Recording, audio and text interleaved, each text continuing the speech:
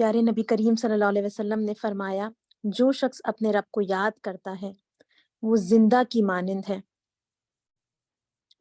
اور جو شخص رب کو یاد نہیں کرتا مثل الحی والمیتی، اور جو شخص رب کو یاد نہیں کرتا وہ مردہ کی مانند ہے۔ تو یہ بالکل درست، یعنی یقیناً نبی کریم صلی اللہ علیہ وسلم کا قول ہے۔ ان کے قول سے بڑھ کر، اللہ کے قول سے بڑھ کر کس کا قول سچا ہو سکتا ہے؟ اور ہم جانتے ہیں کہ جب ہم قرآن پڑھتے ہیں تو جو ہمارے دلوں کے اوپر جو ہمیں لگتا ہے کہ ایک جو ہے وہ جمود طاری ہو جاتا ہے، بعض اوقات ہمارے دل ہمیں سخت محسوس ہوتے ہیں، ہم بعض اوقات نیکی کا کام کرنا چاہتے ہیں لیکن دل جو ہے وہ اس کی طرف مائل نہیں ہوتا، تو ہم جانتے ہیں کہ جب ہم قرآن پڑھتے ہیں تو پھر کیا ہوتا ہے، ہمارے دل نرم ہوتے ہیں، پھر ہمارے اندر شوق بڑھتا ہے کہ ہم اپنے رب سے قریب ہوں، ہم نیکی کے کام کریں، پھر ہمارے اندر جنت کی جو ہے وہ طلب بڑھتی ہے، پھر ہمیں جو ہے وہ دوزخ سے جو ہے وہ خوف آتا ہے۔ تو اللہ تعالیٰ سے دعا ہے کہ ہم آج کی کلاس کا آغاز کرنے لگے ہیں۔ اللہ رب العالمین نے یہ جو اپنا کلام نازل کیا ہے، اس کا جو پرپز ہے، ہم اس پرپز کو جو ہے وہ پانے والے ہوں، اس قرآن سے جو ہے وہ اپنی زندگیوں کو ہم جو ہے سنوارنے والے ہوں۔ کل کی جو کلاس تھی اس کے حوالے سے، کل کی جو ہم نے آیات کور کی اس کے حوالے سے ایک ریکیپ کر لیتے ہیں۔ کل ہم نے سورہ نساء سے جو ہے وہ آغاز کیا، اور سورہ نساء میں ہم نے دیکھا کہ سب سے پہلے اللہ تعالیٰ نے جو حکم مجھے اور آپ کو دیا وہ تقویٰ کا دیا، اور ہم دیکھتے ہیں کہ اس صورت کے اندر جو ہے وہ آگے آپس کے تعلقات اور ایک جو فیملی یونٹ ہے اس کے حوالے سے رولز اینڈ ریگولیشنز اللہ تعالیٰ نے دی۔ تو اللہ رب العالمین نے ان کو بیان کرنے سے پہلے ہمارے سامنے کیا چیز رکھی کہ ہم تقویٰ اختیار کریں، ہم آپس کے معاملات میں اللہ کا ڈر اپنے دلوں کے اندر پیدا کریں، ہے نا۔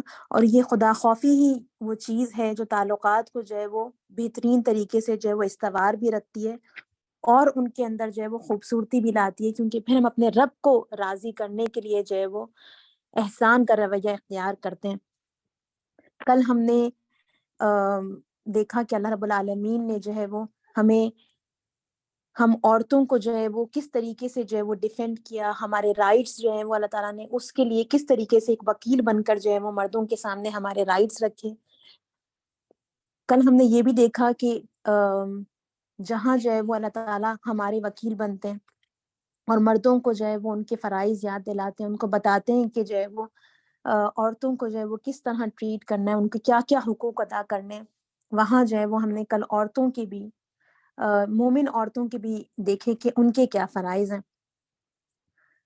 کل ہم نے ایک خوبصورت جو ہے وہ اسٹرکچر دیکھا فیملی ٹری کا، اور ہم نے دیکھا کہ اللہ رب العالمین نے پہلے سے جو ہے وہ یعنی ایک عورت، ایک بیوی اور ایک شوہر، ایک مرد کے جو ہیں وہ پہلے سے اللہ تعالیٰ نے رولز، ان کے جو رولز ہیں ان کو ڈیزائن کر دیا ہے، ان کو بتا دیا ہے کہ مرد کی ذمہ داری کیا ہے، کہ اس نے جو ہے وہ گھر کا نظام جو ہے وہ اس کو لیڈ کرنا ہے، اس نے جو ہے وہ اپنی بیوی بچوں کو جو ہے وہ پرووائڈ کرنا ہے، ان کے یعنی ایک جو معاشی ذمہ داری ہے وہ ہم نے دیکھا کہ اللہ تعالیٰ نے اس کے اوپر ڈال دی ہے، اس نے جو ہے وہ ان کی پروٹیکشن کرنی ہے۔ ہم نے دیکھا کہ مرد کا کردار ایک مینٹر کی طرح ہے۔ پھر ہم نے دیکھا کہ اسی طرح سے کہ جو بیوی ہے وہ بھی کیا ہے کہ کوئی یعنی ایسی چیز نہیں ہے کہ دونوں کے اندر آپس میں کوئی فرکشن والے ان کے کوئی رولز دیے ہیں، بلکہ کیا کہ بیوی کا رول یہ ہے کہ وہ پھر جو ہے وہ گھر کی حفاظت کرنے والی ہو، وہ بچوں کی تربیت کرنے والی ہو، اور ایک بہت ہی آنریبل جو ہے وہ رول اللہ تعالیٰ نے عورت کو دیا کہ امت کی یعنی جو بچوں کی جو پرورش ہے وہ ماں کی گود میں رکھ دی۔ پھر ہم نے کل ایک آیت دیکھی، اور اس آیت کے حوالے سے ہم نے دیکھا کہ اس حوالے سے ایک آیت کے حوالے سے ہم نے جو ہے کل آیت نمبر 41 ہم نے دیکھی، اور اس کے حوالے سے ہم نے ایک واقعہ بھی دیکھا۔ آیت یہ تھی جس میں اللہ رب العالمین یہ فرماتے ہیں، پھر سوچو کہ اس وقت یہ کیا کریں گے جب ہم ہر امت میں سے ایک گواہ لائیں گے اور ان لوگوں پر تمہیں یعنی محمد صلی اللہ علیہ وسلم کو گواہ کی حیثیت سے کھڑا کریں گے۔ ایک ایسی آیت جس نے ہمارے پیارے نبی کریم صلی اللہ علیہ وسلم کو رلا دیا۔ اسکالرز اس آیت کے حوالے سے کہتے ہیں کہ ہر سورت کے اندر ایک کلائمیکس ہوتا ہے، اور اس سے پہلے کی جو آیات ہوتی ہیں، جو سورت ہوتی ہے، it builds up to it, اور وہ کہتے ہیں کہ اس سورت کا جو کلائمیکس ہے وہ یہ آیت ہے۔ کل ہم نے اس پہ کچھ بات کی کہ پیارے نبی کریم صلی اللہ علیہ وسلم جو ہے وہ اس آیت کے اوپر جو ہے وہ اتنا روئے کہ پیارے نبی کریم صلی اللہ علیہ وسلم کے بارے میں آتا ہے کہ پیارے نبی کریم صلی اللہ علیہ وسلم کی جو داڑھی تھی وہ تر ہو گئی۔ ہی couldn't take it more۔ انہوں نے اپنے صحابی کو جو ہے وہ روک دیا کہ اب مزید نہ پڑھو، اور اس کا ایک ریزن یہ تھا کہ نبی کریم صلی اللہ علیہ وسلم نے جب ہم تک یہ پیغام پہنچا دیا، اور قیامت کے روز پیارے نبی کریم صلی اللہ علیہ وسلم اللہ کے سامنے یہ گواہی دیں گے کہ جیسا اللہ تعالیٰ نے ان کو پیغام پہنچایا تھا ایز اٹ از انہوں نے ہمیں یہ پیغام پہنچا دیا۔ تو اب جو لوگ پیارے نبی کریم صلی اللہ علیہ وسلم کے اس پیغام کو پانے کے بعد بھی اس کے اوپر نہیں چلیں گے تو کیا ہوگا کہ یہ گواہی پیارے نبی کریم صلی اللہ علیہ وسلم کی ان کے خلاف جائے گی۔ اس مثال کو اس بات کو ہم اس طرح سمجھ سکتے ہیں کہ یہ ایسا ہے کہ ایک کورٹ ہے جس میں ایک ماں کو جو ہے وہ شہادت دینے کے لیے بلایا جائے، ٹیسٹیفائی کرنے کے لیے بلایا جائے اپنی ہی اولاد کے خلاف، ہے نا۔ پیارے نبی کریم صلی اللہ علیہ وسلم رحمت للعالمین تھے۔ پیارے نبی کریم صلی اللہ علیہ وسلم ہم سے، ہمارے والدین سے بڑھ کر محبت کرنے والے ہیں۔ تو نبی کریم صلی اللہ علیہ وسلم کو یہ سوچ کر ہی پیارے نبی کریم صلی اللہ علیہ وسلم جو ہیں وہ یعنی کپکپا گئے کہ مجھے تمام لوگوں کے سامنے، اللہ رب العالمین کے سامنے جو ہے وہ انسانوں کے خلاف جو ہے وہ گواہی دینی پڑے گی، اور پھر ایک بھاری ذمہ داری بھی ہے نا، کہ پیارے نبی کریم صلی اللہ علیہ وسلم نے اس طرح پیغام پہنچانا تھا کہ اس پیغام کو اچھی طرح سے لوگ سمجھ جائیں، ہے نا۔ نبی کریم صلی اللہ علیہ وسلم نے اس پیغام پر عمل کر کے دکھانا تھا، تو ایک بہت بھاری ذمہ داری تھی، اور اس بھاری ذمہ داری کا احساس بھی پیارے نبی کریم صلی اللہ علیہ وسلم کو جو ہے وہ رلا گیا۔ میں اور آپ، ہم پر بھی یہ ذمہ داری ہے نا۔ ہم پیچھے پڑھ کر آئے ہیں، ہم امت وسط ہیں، ہم بہترین امت ہیں، ہم پر بھی یہ ذمہ داری ڈالی گئی ہے۔ ہم اپنے حوالے سے جائزہ لیں کہ ہم اس پیغام کو کہاں تک پہنچا رہے ہیں۔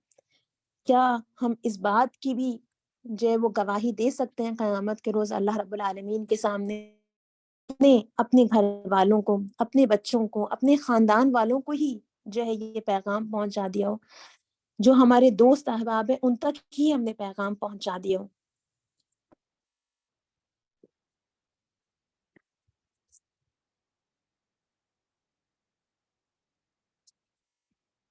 اس کے بعد کل جو ہے وہ ہم نے ایک اور جو ہے وہ بہت ہی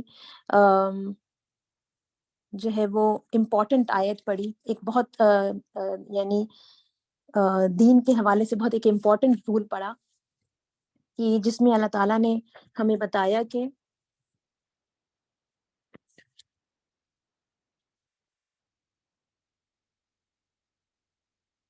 اللہ رب العالمین نے فرمایا کہ اللہ بس شرک ہی کو معاف نہیں کرتا، اس کے ماں سوا دوسرے جس قدر گناہ ہیں وہ جس کے لیے چاہتا ہے معاف کر دیتا ہے۔ اس حوالے سے شیخ الاسلام ابن تیمیہ رحمۃ اللہ علیہ ایک بہت خوبصورت بات کہتے ہیں۔ وہ کہتے ہیں کہ کوئی گناہ اتنا بڑا نہیں ہے کہ اللہ معاف نہ کرے، کہ اگر انسان توبہ کر لے،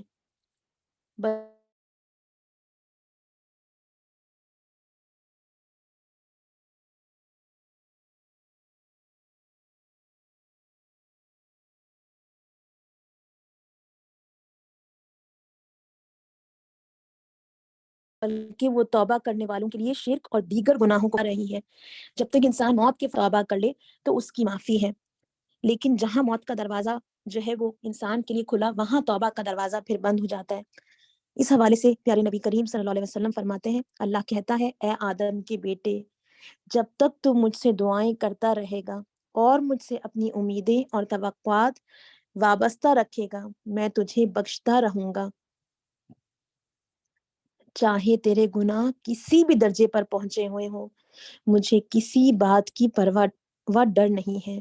اے آدم کے بیٹے، اگر تیرے گناہ آسمان کو چھونے لگے، پھر تو مجھ سے مغفرت طلب کرنے لگے تو میں تجھے بخش دوں گا، اور مجھے کسی بات کی پرواہ نہ ہوگی۔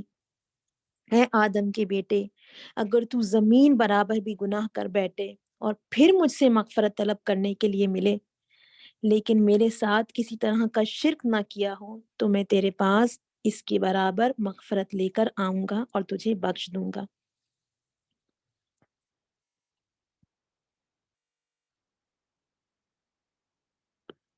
اس کے بعد ہم آج کی آیات کا جو ہے وہ آغاز کرتے ہیں، اور یہ آیت نمبر 51 سے ہے، سورہ نساء کی۔ اعوذ باللہ من الشیطان الرجیم، بسم اللہ الرحمن الرحیم۔ اللہ رب العالمین فرماتے علم ترا، ہم اگر پیچھے سے دیکھتے آئیں تو بہت یعنی پیچھے کچھ پیسیجز کے اندر ہی اللہ تعالیٰ نے کئی دفعہ جو ہے وہ علم ترا استعمال کیا ہے، اور یہ اب تھرڈ ٹائم آ رہا ہے۔ علم ترا جب اللہ تعالیٰ استعمال کرتے ہیں تو یا تو توجہ دلانے کے لیے کرتے ہیں یا تعجب کے لیے۔ تو یہاں اللہ تعالیٰ فرما رہے ہیں کیا تم نے ان لوگوں کو نہیں دیکھا جنہیں کتاب کے علم میں سے کچھ حصہ دیا گیا ہے، اور ان کا حال یہ ہے کہ جبت اور طاغوت کو مانتے ہیں۔ یعنی یہود جو ہے کتاب ہونے کے باوجود جادو اور شیطانی عمل کے پیچھے لگ گئے تھے۔ افسوس کیا ہے کہ آج ہم مسلمان بھی جو ہیں وہ ان خرافات میں مبتلا ہوئے ہیں۔ جبت جو ہے وہ سپرسٹیشنز کو کہتے ہیں، جادو کو کہتے ہیں، سحر کو کہتے ہیں، اور طاغوت جو ہے وہ شیطان کو، شیطانی عمل کو۔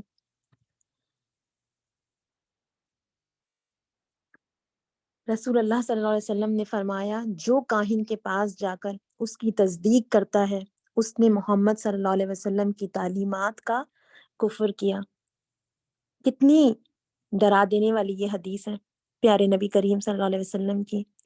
اس کے باوجود ہم دیکھتے ہیں کہ کیا ہوتا ہے کہ آج ہم بھی سپرسٹیشنز میں مبتلا ہیں، ہے نا۔ ہم بھی یہ بات سنتے رہتے ہیں، یہ ہم کالمز باسکت پڑھتے رہتے ہیں کہ یہ ہفتہ کیسا رہے گا، ہے نا۔ ہاتھوں کی لکیروں سے، فالگیری سے قسمت معلوم کرتے ہیں، حالانکہ قسمت تو ان کی بھی ہوتی ہے جن کے ہاتھ نہیں، ہے نا۔ 13 نمبر، دودھ گر جانا، کوا کا بول پڑنا، کالی بلی کا گزر جانا، ہے نا۔ آج بھی ہمارے درمیان جو ہے تو ہمیں موجود ہیں کہ ہم ان چیزوں کو منحوس سمجھتے ہیں۔ ان چیزوں پر یقین جو ہے وہ کمزور ایمان کی علامت ہے، اور یہاں اللہ رب العالمین اس کو اسی طرح پیش کر رہے ہیں۔ اللہ تعالیٰ آگے فرماتے ہیں اور کافروں کے متعلق کہتے ہیں کہ ایمان لانے والوں سے تو یہی زیادہ صحیح راستے پر ہیں، ایسے ہی لوگ جن پر اللہ نے لعنت کی ہے۔ اللہ کی لعنت یعنی اللہ کی رحمت سے دوری، یعنی انسان ہدایت کی توفیق سے محروم ہو جائے، اللہ کے غضب کا شکار ہو جائے۔ اللہ تعالیٰ فرماتے ہیں اولئک الذین لعنہم اللہ، ایسے ہی لوگ ہیں جن پر اللہ نے لعنت کی ہے، اور جس پر اللہ لعنت کر دے پھر تم اس کا کوئی مددگار نہیں پاؤ گے۔ کیا حکومت میں، اتھارٹی میں یعنی ان کا کوئی حصہ ہے؟ اگر ایسا ہوتا تو یہ دوسروں کو ایک پھوٹی کوڑی تک نہ دیتے۔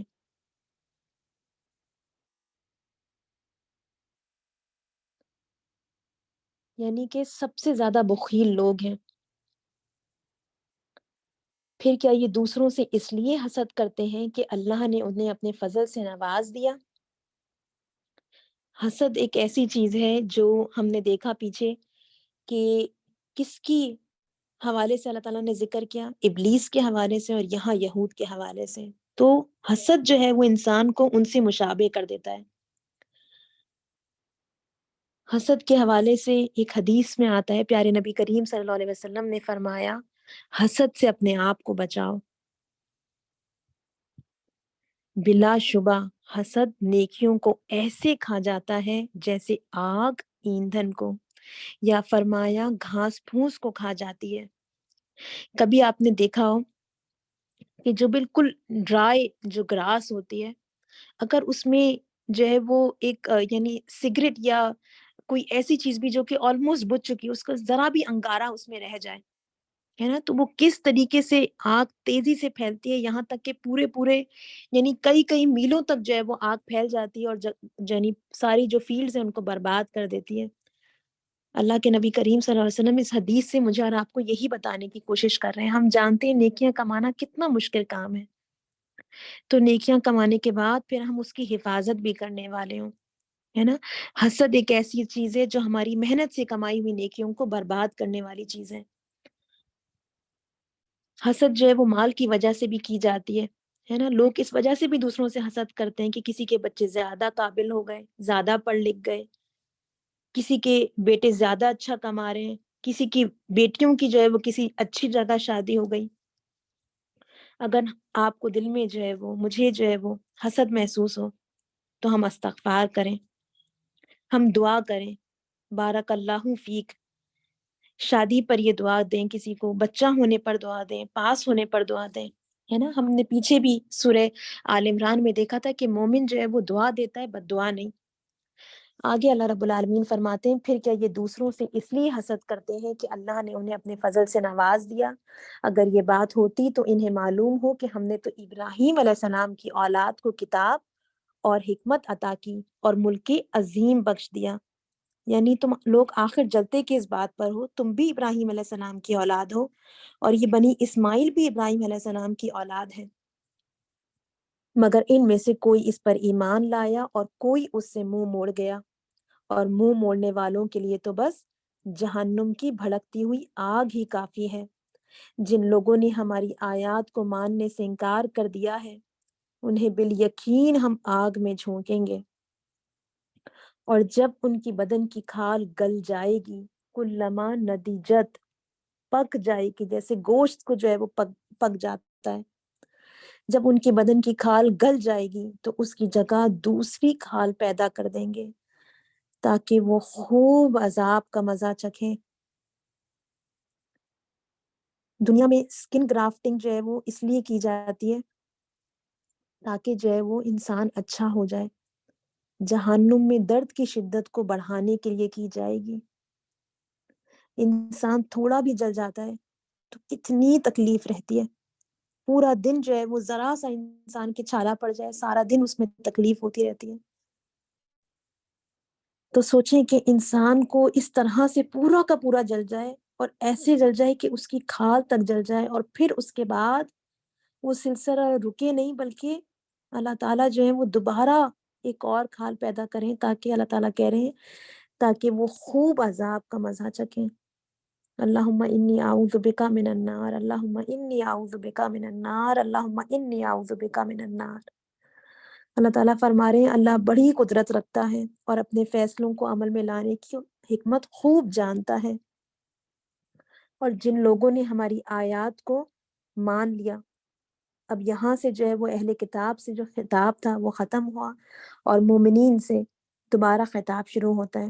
اللہ تعالیٰ فرما رہے ہیں اور جن لوگوں نے ہماری آیات کو مان لیا اور نیک عمل کیے, ان کو ہم ایسے باغوں میں داخل کریں گے جن کے نیچے نہریں بہتی ہوں گی, جہاں وہ ہمیشہ رہیں گے, اور ان کو پاکیزہ بیویاں ملیں گی, اور انہیں ہم گھنی چھاؤں میں رکھیں گے. کیسی چھاؤں؟ جو عمدہ ہوگی, جو پاکیزہ ہوگی, جو راحت بخش ہوگی, ٹھنڈی چھاؤں ہوگی. رسول اللہ صلی اللہ علیہ وسلم نے فرمایا جنت میں ایک درخت ہے جس کے سائے میں ایک گھڑ سوار 100 برس تک بھی چلتا رہے تب بھی اس کا سایہ ختم نہیں ہوگا. تو آپ سوچیں کہ وہ جنت کتنی وسیع ہوگی. اللہ تعالیٰ ہم سب کو جو ہے وہ جنت میں جانے والوں میں سے بنائے. اللہ تعالیٰ آگے فرماتے ہیں مسلمانوں اللہ تمہیں حکم دیتا ہے. اب یہاں اللہ تعالیٰ کا ایک بہت ہی منفرد انداز ہے جو اللہ تعالیٰ یہاں پر اختیار کر رہے ہیں. ایک طریقہ یہ ہوتا ہے ماں کا بات کرنے کا اپنے بچوں سے کہ وہ کہتی ہے کہ میں تمہیں کہہ رہی ہوں, اور دوسرا طریقہ ماں کا اپنے بچوں کو حکم دیتے وقت ہوتا ہے کہ تمہاری ماں تمہیں حکم دے رہی ہے نا. تو یہاں اللہ تعالیٰ کہہ رہے ہیں, تعالیٰ نے یہ نہیں کہا میں تمہیں حکم دے رہا ہوں, بلکہ اللہ تعالیٰ کہہ رہے ہیں اللہ تمہیں حکم دیتا ہے. اس سے جو ہے وہ کلام میں شدت پیدا ہوتی ہے, اس کی عظمت کی طرف اشارہ ہوتا ہے کہ ڈونٹ ٹیک اٹ لائٹلی.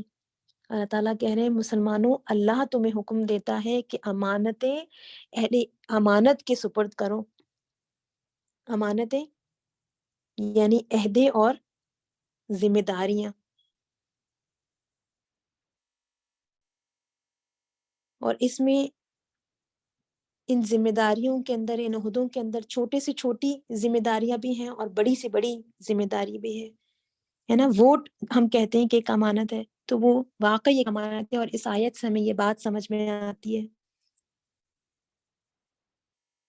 تو اللہ تعالیٰ فرما رہے اللہ تمہیں حکم دیتا ہے کہ امانتیں اہل امانت کے سپرد کرو. اچھا، ایک تو اس میں یہ چیز ہے کہ یعنی اب ہم حکومتی لیولز پہ دیکھیں، آفیسز کے لیول پہ دیکھیں، اور ایک اس میں یہ والی بات بھی ہے کہ آپ جو جس چیز کا اہل ہو اس کو وہ امانت جو ہے وہ دی جائے. جیسے کہ ایک انجینئر ہو اور اس کو اگر آپ ڈاکٹر کے کلینک پہ بٹھا دیں تو یہ کیا ہے؟ یہ مریض کے ساتھ خیانت ہے، کیونکہ patient goes to the doctor trusting him. ایک شخص جس کو علم نہ ہو اس کو ٹیچر بنا دیا جائے تو وہ کیا کرے گا؟ تو وہ غلط بات پہنچائے گا. اسی لیے پیارے نبی کریم صلی اللہ علیہ وسلم نے فرمایا کہ جب امانت دنیا سے اٹھ جائے تو قیامت قائم ہونے کا انتظار کر. ایک آدمی نے پوچھا ایمانداری اٹھنے کا کیا مطلب؟ آپ صلی اللہ علیہ وسلم نے فرمایا کہ جب حکومت کے کاروبار نالائق لوگوں کو سونپ دیے جائیں تو قیامت کا انتظار کر، یعنی پھر تباہی ہی تباہی ہے.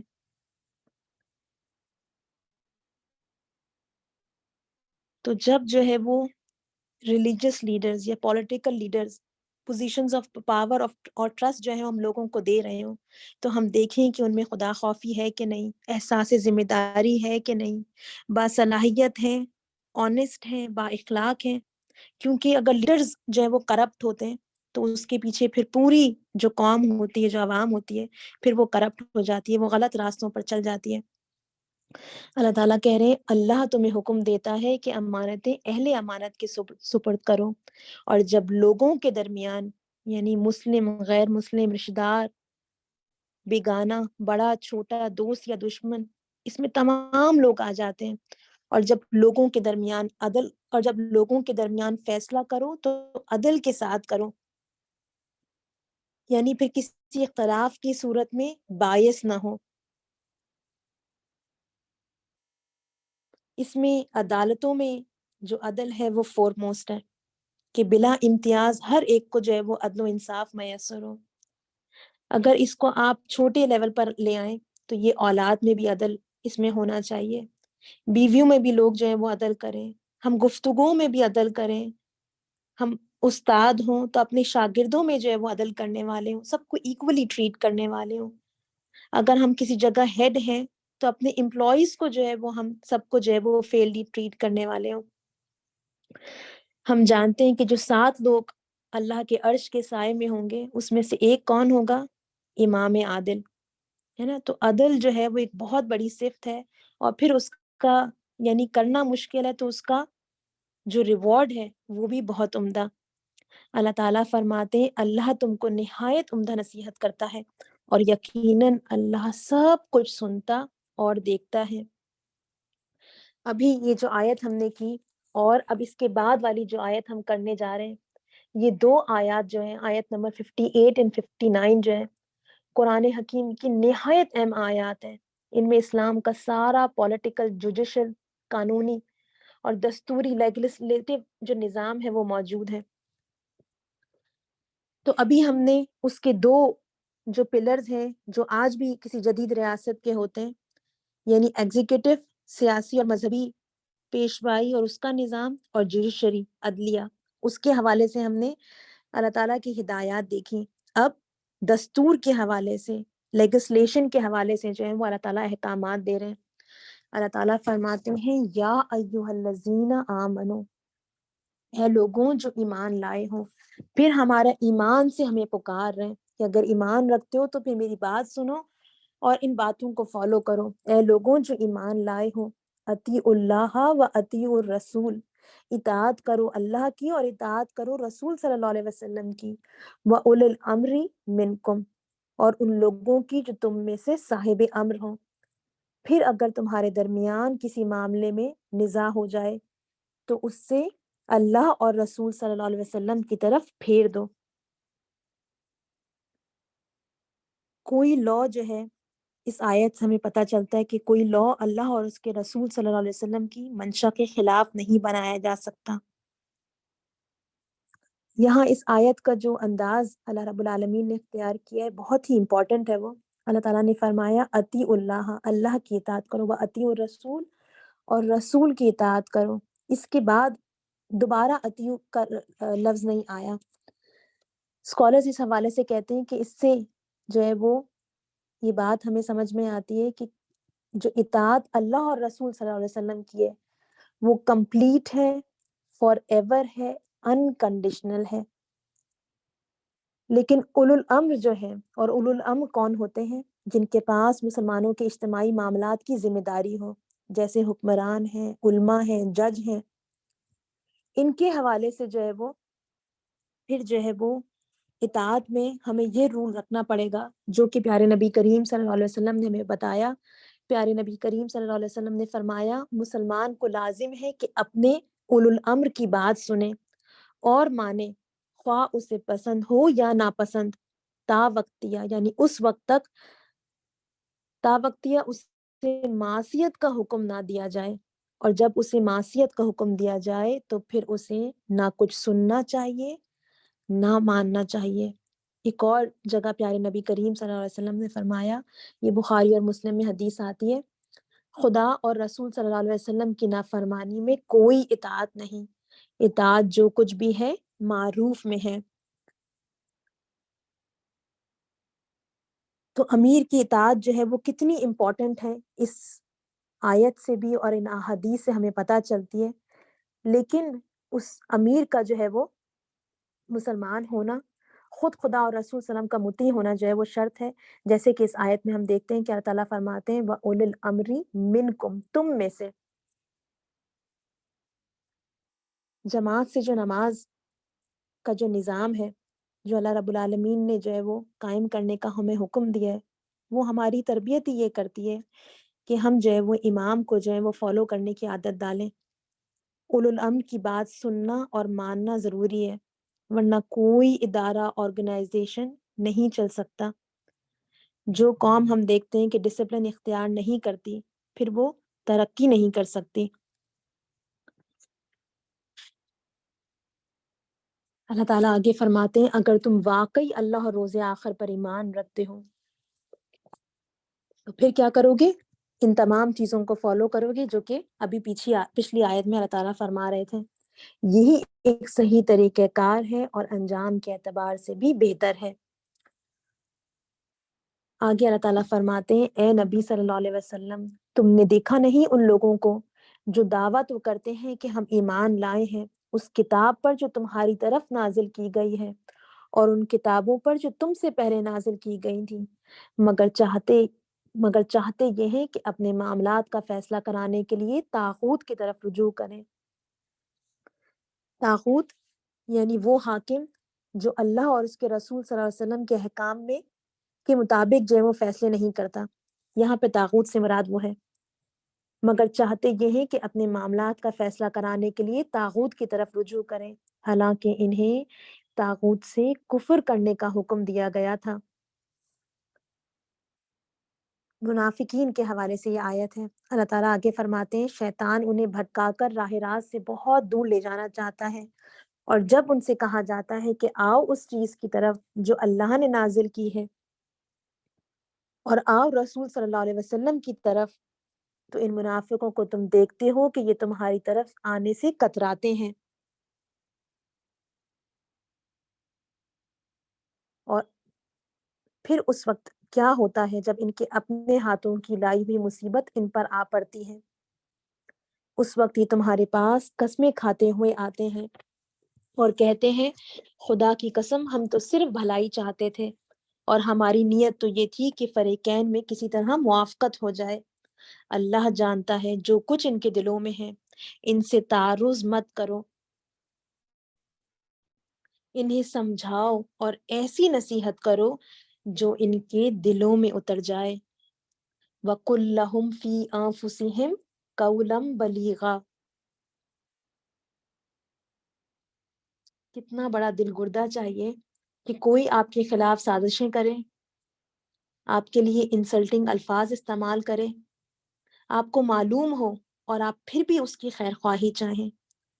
ہمارے پیارے نبی کریم صلی اللہ علیہ وسلم کو اللہ تعالیٰ نے یہی تعلیم دی، اور ہمارے پیارے نبی کریم صلی اللہ علیہ وسلم نے یہی کردار اپنایا۔ ہم اپنے پیارے نبی کریم صلی اللہ علیہ وسلم سے محبت کا دعویٰ کرتے ہیں، ان کے فالوورز ہیں، ہمیں بھی یہی کردار جو ہے وہ اپنانے کی کوشش کرنی چاہیے۔ اصلاح جو ہے اگر ہم کسی کی کرنا چاہیں تو اس کے لیے احسان ضروری ہے، درگزر اہم ہے۔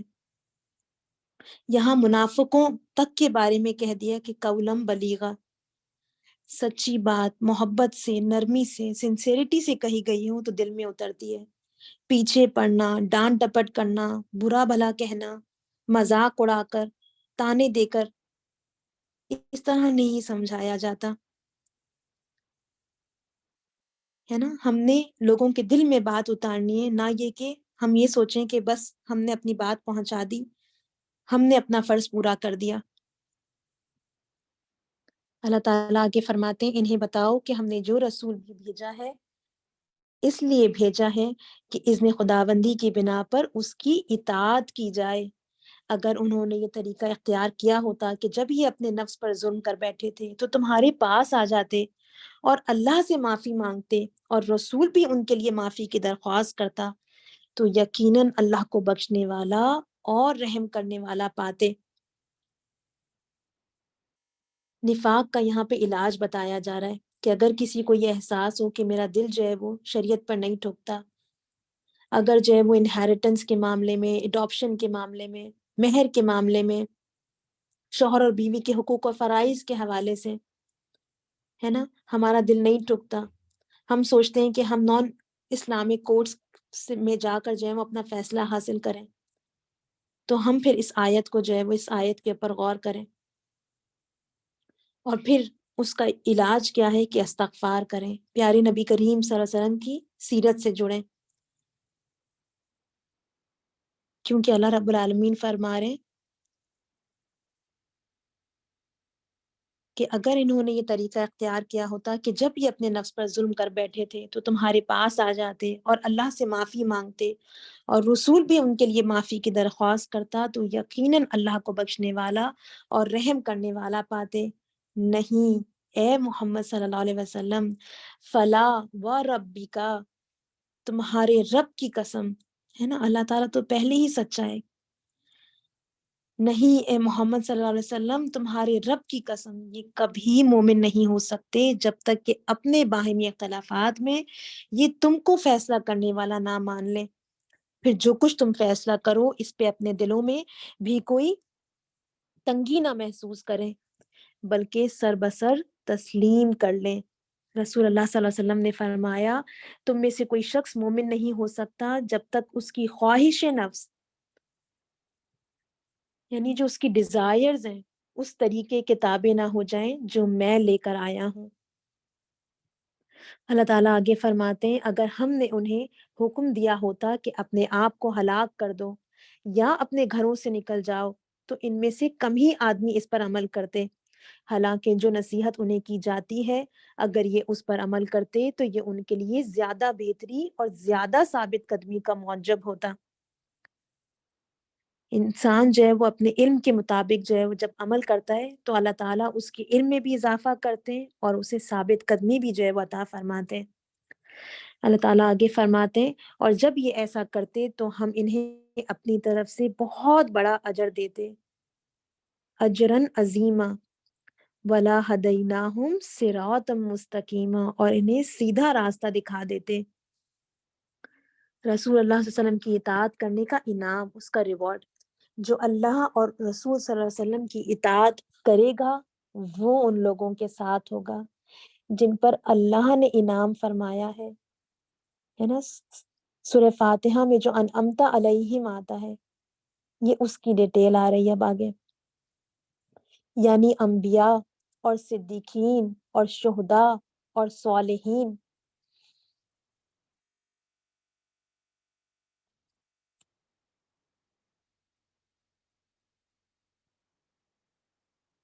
اللہ رب العالمین فرما رہے ہیں، اب آگے اللہ عز و جل فرما رہے ہیں ایسی کمپنی کے بارے میں کہ کیسے اچھے ہیں یہ رفیق جو کسی کو میسر آئیں۔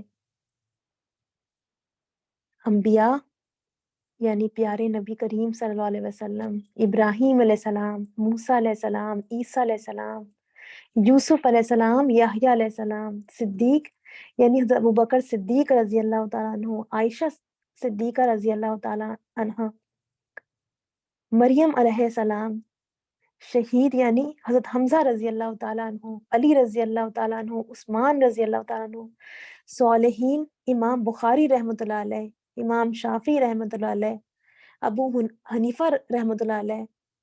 آپ سوچیں کہ کسی کو ان لوگوں کی رفاقت نصیب ہو جائے، ان کی کمپنی نصیب ہو جائے، ہے نا۔ جب ان سب کے نام ہم دیکھتے ہیں تو دل سنتے ہیں تو ہمارا بھی دل چاہتا ہے کہ ہم بھی ان میں شامل ہو جائیں، لیکن پھر اس کے لیے کرنا کیا ہے؟ اس کے لیے ایفرٹ کرنا ہے نا۔ اللہ تعالیٰ نے بتا دیا کہ کن لوگوں کو ان لوگوں کی کمپنی ملے گی، جو اللہ اور اس کے رسول صلی اللہ علیہ وسلم کی اطاعت کریں گے۔ اس آیت کے حوالے سے ایک بہت خوبصورت جو ہے وہ اس کے حوالے سے ایک واقعہ آتا ہے کہ ایک شخص نبی کریم صلی اللہ علیہ وسلم، ایک صحابی رسول جو ہیں وہ پیارے نبی کریم صلی اللہ علیہ وسلم کی خدمت میں حاضر ہوئے اور عرض کیا، اے اللہ کے رسول صلی اللہ علیہ وسلم، بلا شبہ آپ مجھے میری جان سے زیادہ عزیز ہیں، یقیناً آپ مجھے میرے بیٹے سے زیادہ پیارے ہیں، اور سچی بات ہے کہ گھر بیٹھے آپ کی یاد آتی ہے تو مجھے اس وقت تک چین نصیب نہیں ہوتا جب تک آپ کی خدمت عالیہ میں حاضر ہو کر آپ کا دیدار نہ کر لوں، اور جب میں اپنی اور آپ کی موت کا تصور کرتا ہوں تو سمجھتا ہوں کہ آپ جنت میں داخل ہونے کے بعد انبیاء علیہم السلام کے ساتھ بلند مقام پر ہوں گے، اور اگر میں جنت میں داخل ہو بھی گیا تو مجھے اندیشہ ہے کہ آپ کا دیدار نہ کر پاؤں گا۔ آتا ہے کہ جبرائیل علیہ السلام جو ہے وہ اس کے بعد جو ہے وہ یہ والی آیت لے کر جو ہے وہ تشریف لائے، اور نبی کریم صلی اللہ علیہ وسلم نے پھر اس کے جواب میں جو ہے وہ یعنی ان کو یہ آیت پہنچائی۔ کتنی یہ آیت جو ہے وہ خوشخبری کا باعث ہوگی، خوشخبری کا باعث ہے ہمارے لیے کہ ہم بھی ان پیارے لوگوں کے ساتھ، ان خوبصورت لوگوں کے ساتھ ہو سکتے ہیں اگر ہم اللہ اور اس کے رسول صلی اللہ علیہ وسلم کی اطاعت کرنے والے ہوں۔ عائشہ رضی اللہ تعالیٰ عنہ فرماتی ہے، میں نے رسول اللہ صلی اللہ علیہ وسلم سے سنا تھا کہ آپ صلی اللہ علیہ وسلم نے فرمایا کہ جو نبی مرض الموت میں بیمار ہوتا ہے تو اسے دنیا اور آخرت کا اختیار دیا جاتا ہے۔ چنانچہ نبی صلی اللہ علیہ وسلم کی مرض الموت میں جب آواز گلے میں پھنسنے لگی تو میں نے سنا کہ آپ صلی اللہ علیہ وسلم فرما رہے تھے، مع الذین انعم اللہ علیہم۔ نبی کریم صلی اللہ علیہ وسلم اس آیت کو تلاوت کر رہے تھے، من النبیین والصدیقین والشہداء والصالحین۔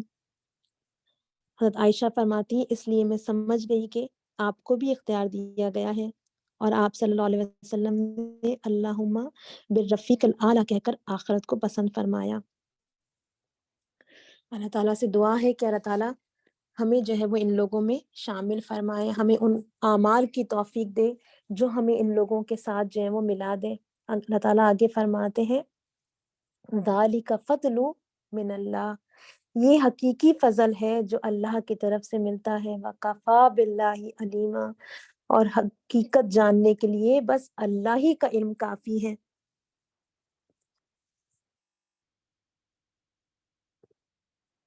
اب آگے جو ہے وہ جہاد کے اوپر آیات آ رہی ہیں۔ اللہ تعالیٰ فرما رہے ہیں، یا ایھا الذین آمنوا، پھر ایک پکار، اے لوگوں جو ایمان لائے ہو، مقابلے کے لیے ہر وقت تیار رہو، پھر جیسا موقع ہو الگ الگ دستوں کی شکل میں نکلو یا اکٹھے ہو کر۔ اب آگے منافقین کی مینٹالٹی بتائی جا رہی ہے۔ تم میں کوئی آدمی ایسا بھی ہے جو لڑائی سے جی چراتا ہے، اگر تم پر کوئی مصیبت آئے تو کہتا ہے اللہ نے مجھ پر بڑا فضل کیا کہ میں ان لوگوں کے ساتھ نہ گیا، یعنی انعمت علیہم کی رفاقت سے گریز کرتا ہے۔ کیسا بد نصیب ہے، بجائے افسوس کرنے کے، دکھ ہونے کے، شرمندگی کے کہ ہم نے اپنے فرائض میں کوتاہی کی، الٹا شکر کہ ہم نہیں گئے۔ جہاد میں، نیکی میں پیچھے رہ جانے کو وہ اللہ کا انعام سمجھ رہے ہیں۔ جس کے دل میں دین کی محبت ہوگی وہ اللہ کی دین کی خدمت کر کے خوش ہوگا، خوش قسمتی کہ اللہ نے مجھے چن لیا اپنے کام کے لیے. کوئی تکلیف آئے تو سوچے تکلیف تو کہیں بھی آ سکتی تھی، اللہ کے راستے میں آئی، یہ تو اللہ کا کرم اور مجھ پر فضل ہے. اللہ تعالیٰ آگے فرماتے ہیں اور اگر اللہ کی طرف سے تم پر فضل ہو تو کہتا ہے اور اس طرح کہتا ہے گویا تمہارے اور اس کے درمیان محبت کا تو کوئی تعلق تھا ہی نہیں کہ کاش میں بھی ان کے ساتھ ہوتا تو بڑا کام بن جاتا. صرف دنیا کے فائدوں سے اس کو غرض ہے، نہ اللہ سے محبت ہے، نہ اللہ کے رسول صلی اللہ علیہ وسلم سے، نہ مسلمانوں سے. اللہ تعالیٰ فرماتے ہیں ایسے لوگوں کو معلوم ہو کہ اللہ کی راہ میں لڑنا چاہیے، ان لوگوں کو جو آخرت کے بدلے دنیا کی زندگی کو فروخت کر دیں.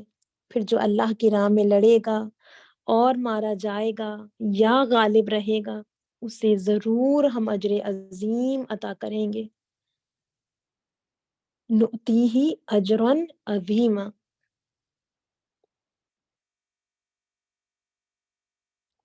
اس حوالے سے ایک بہت خوبصورت شعر آتا ہے کہ یہ بازی عشق کی بازی ہے، جو چاہو لگا دو ڈر کیسا، گر جیت گئے تو کیا کہنا، ہارے بھی تو بازی مات نہیں. یہ جو اللہ رب العالمین نے ابھی ایک ایگزامپل دیے، میں اور آپ جب اللہ کے دین کے کاموں کے لیے نکلتے ہیں، اللہ کے دین کی طرف بلاتے ہیں، ہے نا، تو ہمیں بھی بعض اوقات کیا ہوتا ہے کہ ہم اپنی سی پوری کوشش کرتے ہیں، اخلاص کے ساتھ کام کرتے ہیں، لیکن ہمیں بعض اوقات دنیا میں کامیابی نہیں ملتی. جیسے کہ اگر آپ ایک درس ارینج کریں پورے اخلاص کے ساتھ صرف اللہ کو راضی کرنے کے لیے، محنت کریں، پوری اپنی کوششیں لگا دیں. آپ ایک دفعہ درس ارینج کریں، بہت سی خواتین آئیں، آپ دوسری دفعہ ارینج کریں تو بہت کم حاضری ہو، لوگ آئیں ہی نہیں، تو دونوں میں کیا ہے، آپ کو اجر ملے گا. دونوں آخرت کے انجام کے حوالے سے جو ہے وہ کامیاب پروگرام ہوئے. یہی مینٹالٹی ہے جو اللہ تعالیٰ مجھے اور آپ کو یہاں سمجھا رہے ہیں. اللہ تعالیٰ آگے فرما رہے ہیں آخر کیا وجہ ہے کہ تم اللہ کی راہ میں ان بے بس مردوں، عورتوں اور بچوں کی خاطر نہ لڑو جو کمزور پا کر دبا لیے گئے ہیں اور فریاد کر رہے ہیں کہ خدایا ہم کو اس بستی سے نکال جس کے باشندے ظالم ہیں اور اپنی طرف سے ہمارا کوئی حامی و مددگار پیدا کر دے. جن لوگوں نے ایمان کا راستہ اختیار کیا ہے وہ اللہ کی راہ میں لڑتے ہیں، اور جنہوں نے کفر کا راستہ اختیار کیا ہے وہ طاغوت کی راہ میں لڑتے ہیں. بس شیطان کے ساتھیوں سے لڑو اور یقین جانو کہ شیطان کی چالیں حقیقت میں نہایت کمزور ہیں. ان کید الشیطان کان ضعیفا. شیطان کے ساتھیوں سے لڑو یعنی تلوار سے بھی لڑو، علم سے بھی لڑو، میڈیا اور سوشل میڈیا کے پلیٹ فارم پر بھی ظالموں کا بائیکاٹ کرو، وہاں بھی ان کے خلاف لڑو. کیوں؟ کیونکہ یہ تو اللہ رب العالمین، جو لوگ اللہ پر ایمان لانے والے ہیں، ان کی جو ہے وہ یہاں پہ کوالٹی یہ بتاتے ہیں کہ جن لوگوں نے ایمان کا راستہ اختیار کیا ہے وہ اللہ کی راہ میں لڑتے ہیں. اللہ تعالیٰ آگے فرماتے ہیں تم نے ان لوگوں کو بھی دیکھا ہے جن سے کہا گیا تھا کہ اپنے ہاتھ روکے رکھو اور نماز قائم کرو اور زکوٰۃ دو. یعنی مکہ میں جب مسلمانوں کی تعداد جو ہے وہ بہت کم تھی، اللہ تعالیٰ فرما رہے اب جو انہیں لڑائی کا حکم دیا گیا ہے تو ان میں ایک فریق کا حال یہ ہے کہ لوگوں سے ایسا ڈر رہا ہے جیسے خدا سے ڈرنا چاہیے یا کچھ اس سے بھی بڑھ کر. کہتے ہیں خدایا یہ ہم پر لڑائی کا حکم کیوں لکھ دیا، کیوں نہ ہمیں ابھی کچھ اور مہلت دی. ان سے کہو دنیا کا سرمایہ زندگی تھوڑا ہے اور آخرت ایک خدا ترس انسان کے لیے زیادہ بہتر ہے. کل متاع الدنیا قلیل والآخرۃ خیر لمن اتقی ولا تظلمون فتیلا. اور تم پر ظلم ایک شمع برابر بھی نہ کیا جائے گا. فتیلہ کہتے ہیں چراغ کی بتی کو، تو اس کے برابر بھی اللہ تعالیٰ کہہ رہے ہیں کہ ظلم نہیں کیا جائے گا، تمہارے ساتھ ناانصافی نہیں کی جائے گی. اللہ تعالیٰ کہتے ہیں رہی موت تو جہاں بھی تم ہو وہ بہرحال تمہیں آ کر رہے گی، خواہ تم کیسی ہی مضبوط عمارتوں میں ہو. تم جو ہے وہ قلعوں میں ہو، تم پیلسز میں ہو، تم جو ہے وہ بلٹ پروف ونڈوز کے اندر ہو، موت کا فرشتہ ہر جگہ جو ہے وہ آ جائے گا. He doesn't need to ask the address. You can't hide him. You can't hide him from him in a crowd.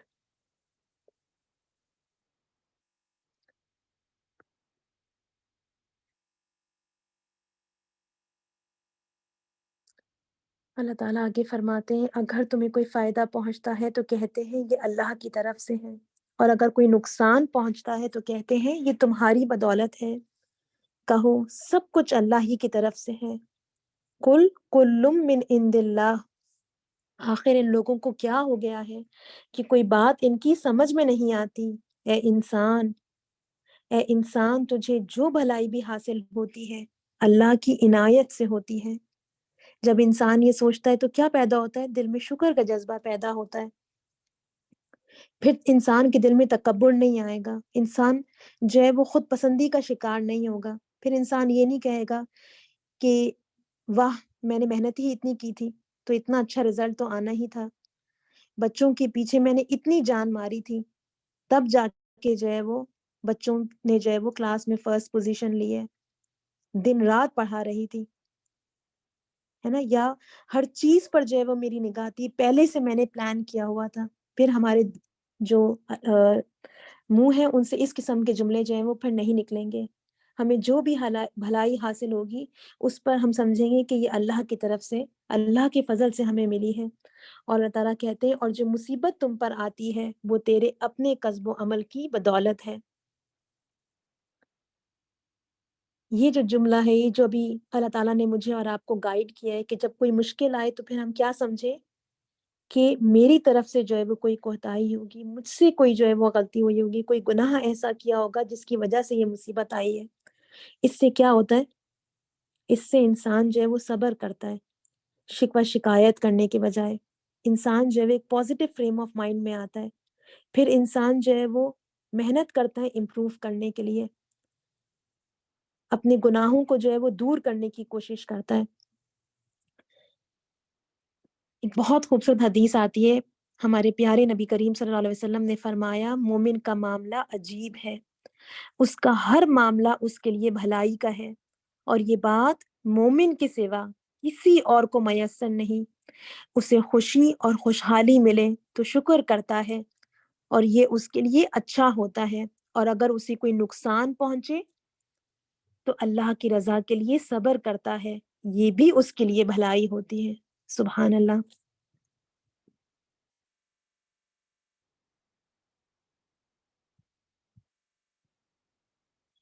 اللہ تعالیٰ سے دعا ہے کہ اللہ تعالیٰ ہمیں خوشحالی کے اندر جو ہے وہ شکر کرنے والا اور مشکل پہنچنے پر جو ہے وہ صبر کرنے والا بنائے. آگے اللہ تعالیٰ فرماتے ہیں اے محمد صلی اللہ علیہ وسلم ہم نے تم کو لوگوں کے لیے رسول بنا کر بھیجا ہے اور اس پر خدا کی گواہی کافی ہے. وَقَفَى بِاللَّهِ شَهِيدًا. جس نے رسول صلی اللہ علیہ وسلم کی اطاعت کی اس نے دراصل خدا کی اطاعت کی، اور جو منہ موڑ گیا تو بہرحال ہم نے تمہیں ان لوگوں پر پاسبان بنا کر تو نہیں بھیجا ہے. وہ منہ پر کہتے ہیں کہ ہم مطیع فرمان ہیں، مگر جب تمہارے پاس سے نکلتے ہیں تو ان میں سے ایک گروہ راتوں کو جمع ہو کر تمہاری باتوں کے خلاف مشورے کرتا ہے. اللہ ان کی یہ ساری سرگوشیاں لکھ رہا ہے، تم ان کی پرواہ نہ کرو. آپ کے خلاف جو ہے وہ کوئی پلان کر رہا ہو، کوئی بات چیت کر رہا ہو تو کیا ہوتا ہے؟ آپ کے دل میں خوف پیدا ہوتا ہے. اللہ تعالیٰ اس کے لیے کیا کہہ رہے ہیں؟ اس کی ریمیڈی بتا رہے ہیں. اللہ تعالیٰ کہہ رہے ہیں فَأَعْرِضْ عَنْهُمْ وَتَوَكَّلْ عَلَى اللَّهِ وَكَفَى بِاللَّهِ وَكِيلًا. تم ان کی پرواہ نہ کرو اور اللہ پر بھروسہ رکھو، وہی بھروسے کے لیے کافی ہے بے شک. آگے اللہ رب العالمین فرماتے ہیں افلا یتدبرون القرآن. کیا یہ لوگ قرآن پہ غور نہیں کرتے؟ لوگ کہتے ہیں کہ بلائنڈ فالوئنگ کرتے ہیں ریلیجیس پیپل، ہے نا. آپ دیکھیں کہ کتنا خوبصورت دین ہے کہ اللہ تعالیٰ خود کہہ رہے ہیں ہمیں، ہے نا، قرآن میں کہ کیا یہ لوگ قرآن پہ غور نہیں کرتے؟ قرآن تو خود غور و فکر کی جو ہے وہ دعوت دے رہا ہے. میں اور آپ دیکھیں کہ ہم جو ہے وہ اس قرآن کے لیے کتنا وقت نکال دیں. ہم نے جو ہے وہ کبھی قرآن کو خود سے بیٹھ کر جو ہے وہ ترجمے سے پورا پڑھا ہے؟ کیا ہم نے کبھی کوئی تفسیر کا مطالعہ کیا ہے نا؟ کیونکہ اللہ تعالیٰ کہہ رہے ہیں کیا یہ لوگ قرآن پہ غور نہیں کرتے؟ اگر یہ اللہ کے سوا کسی اور کی طرف سے ہوتا تو اس میں بہت کچھ اختلاف بیانی پائی جاتی ہے نا. قرآن 23 ایئرز میں اترا ہے اور لکھا ہوا نہیں اترا، پیارے نبی کریم صلی اللہ علیہ وسلم کے قلب پر اترا ہے. اور پیارے نبی کریم صلی اللہ علیہ وسلم جو ہے وہ اس کو پھر لوگوں کو آگے بتایا کرتے تھے، بعد میں لوگوں نے لکھا ہے. تو نہ اس قرآن کے ایک حصے سے دوسرے حصے میں آپس میں کوئی اختلاف ہے، نہ قرآن اور فطرت میں کوئی اختلاف ہے، اور نہ ہی قرآن اور سائنس میں. اللہ تعالیٰ آگے فرماتے ہیں یہ لوگ جہاں کوئی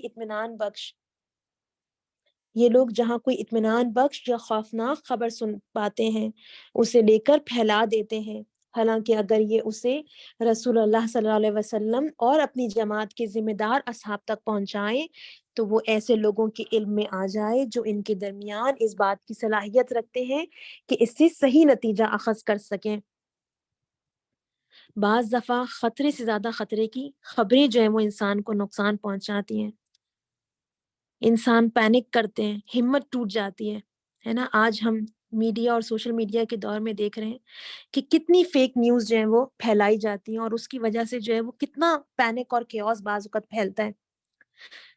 پیارے نبی کریم صلی اللہ علیہ وسلم نے فرمایا کسی شخص کے جھوٹا ہونے کے لیے یہی کافی ہے کہ وہ سنی سنائی بات کو آگے پہنچائے، ہے نا. تو جب تک ہم تحقیق نہ کر لیں، ہم جو ہے وہ پوسٹ کو جو ہے وہ کوئی پوسٹ ہم آگے پہنچا رہے ہیں، اور خاص طور پہ جو ہے وہ قرآن کے حوالے سے، دین کے حوالے سے، پیارے نبی کریم صلی اللہ علیہ وسلم کے کسی قول کے حوالے سے، تو ضرور ویریفائی کریں کہ یہ کتنی آتھینٹک بات ہے.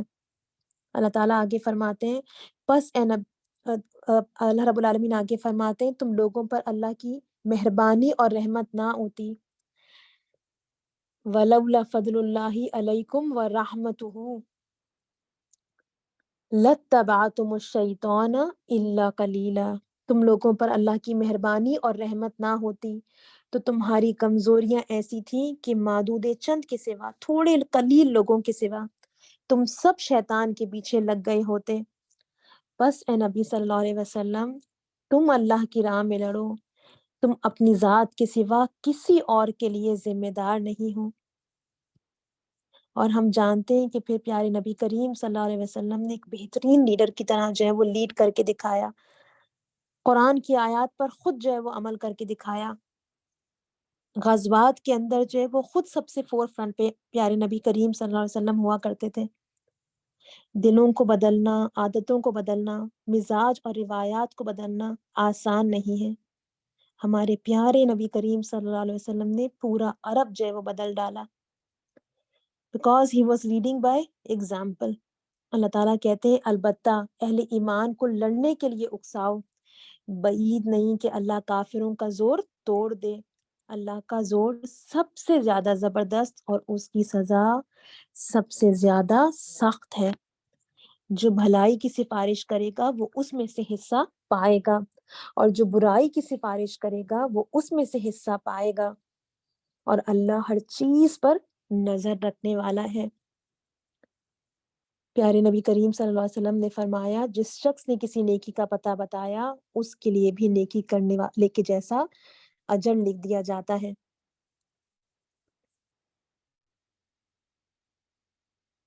اس حوالے سے اسکالرز کہتے ہیں کہ نیکی کے جو ہیں وہ 3 درجے ہیں.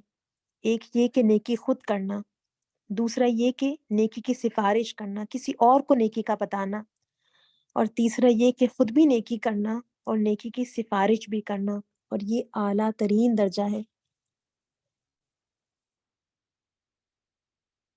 ہم بھی جو ہے وہ صدقہ دے رہے ہوں تو اپنی اولاد سے جو ہے وہ دلوا دیں.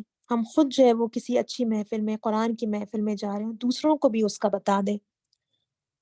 کسی بیماری کی حالت میں ہوں ہم، اور ہم خود کوئی جو ہے وہ نیکی کا کام نہ کر سکتے ہوں تو دوسروں کو بتا دیں.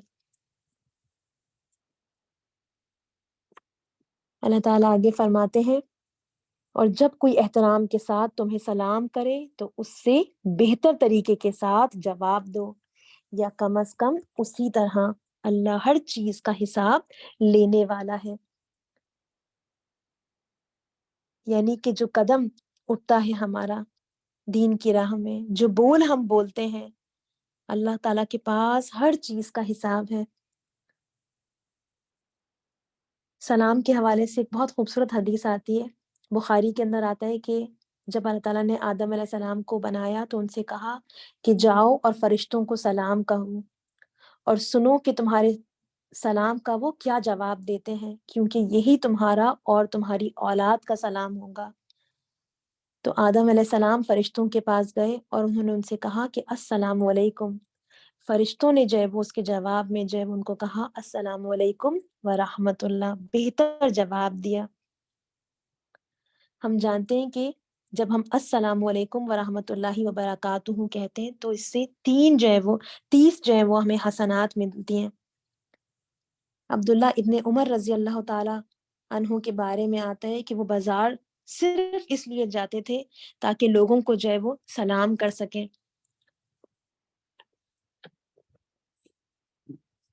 ابن القیم رحمۃ اللہ علیہ اس حوالے سے ایک بہت خوبصورت بات کہتے ہیں، وہ کہتے ہیں کہ اسلام اللہ کا نام ہے، تو may the blessings of his name descend upon you۔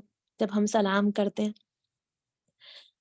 آپ صلی اللہ علیہ وسلم نے فرمایا سلام پھیلاؤ تم سلامت رہو گے۔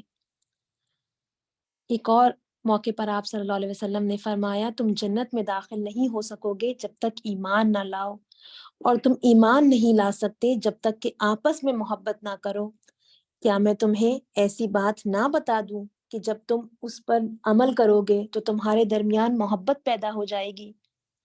تم آپس میں سلام کو عام کرو، ہے نا، ہر چھوٹے بڑے، ہر جانے اور انجانے شخص کو جو ہے وہ ہم سلام کی عادت ڈالیں۔ گھر میں داخل ہوں تو ہمارے پیارے نبی کریم صلی اللہ علیہ وسلم نے ہمیں سکھایا کہ ہم گھر میں داخل ہوتے ہوئے سلام کی جو ہے وہ ایک عادت ڈالیں۔ اللہ تعالیٰ آگے فرماتے ہیں اللہ وہ ہے جس کے سوا کوئی خدا نہیں، اللہ لا الہ الا ہوا، وہ تم سب کو اس قیامت کے دن جمع کرے گا جس کے آنے میں کوئی شبہ نہیں، اور اللہ کی بات سے بڑھ کر سچی بات اور کس کی ہو سکتی ہے؟ وَمَنْ أَصْدَقُ مِنَ اللَّهِ حَدِيثًا۔ اسکالرز کہتے ہیں کہ جب دل میں شک آئے قرآن کے احکامات کے بارے میں تو یہ آیت جو ہے وہ پڑھ لینی چاہیے، یہ شک کا جو ہے وہ یہ توڑ ہے۔ اللہ تعالیٰ آگے فرماتے ہیں پھر یہ تمہیں کیا ہو گیا ہے کہ منافقین کے بارے میں تمہارے درمیان 2 رائے پائی جاتی ہیں، حالانکہ جو برائیاں انہوں نے کمائی ہیں ان کی بدولت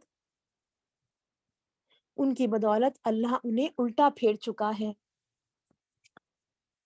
کیا تم چاہتے ہو کہ جسے اللہ نے ہدایت نہیں بخشی اسے تم ہدایت بخش دو؟ حالانکہ جس کو اللہ نے راستے سے ہٹا دیا اس کے لیے تم کوئی راستہ نہیں پا سکتے۔ وہ تو یہ چاہتے ہیں کہ جس طرح وہ خود کافر ہیں اسی طرح تم بھی کافر ہو جاؤ تاکہ تم اور وہ سب یکساں ہو جائیں۔ وہ تو یہ چاہتے ہیں کہ جس طرح وہ خود کافر ہیں اسی طرح تم بھی کافر ہو جاؤ تاکہ تم اور وہ سب یکساں ہو جائیں، لہٰذا ان میں سے کسی کو اپنا دوست نہ بناؤ جب تک کہ وہ اللہ کی راہ میں ہجرت کر کے نہ آ جائیں، اور اگر وہ ہجرت سے باز رہیں تو جہاں پاؤ انہیں پکڑو اور قتل کرو۔ یہ حکم ان منافق مسلمانوں کا ہے جو برسر جنگ کافر قوم سے تعلق رکھتے ہوں اور اسلامی حکومت کے خلاف ہاسٹائل آپریشنز میں پریکٹیکلی جو ہے وہ حصہ لیتے ہوں۔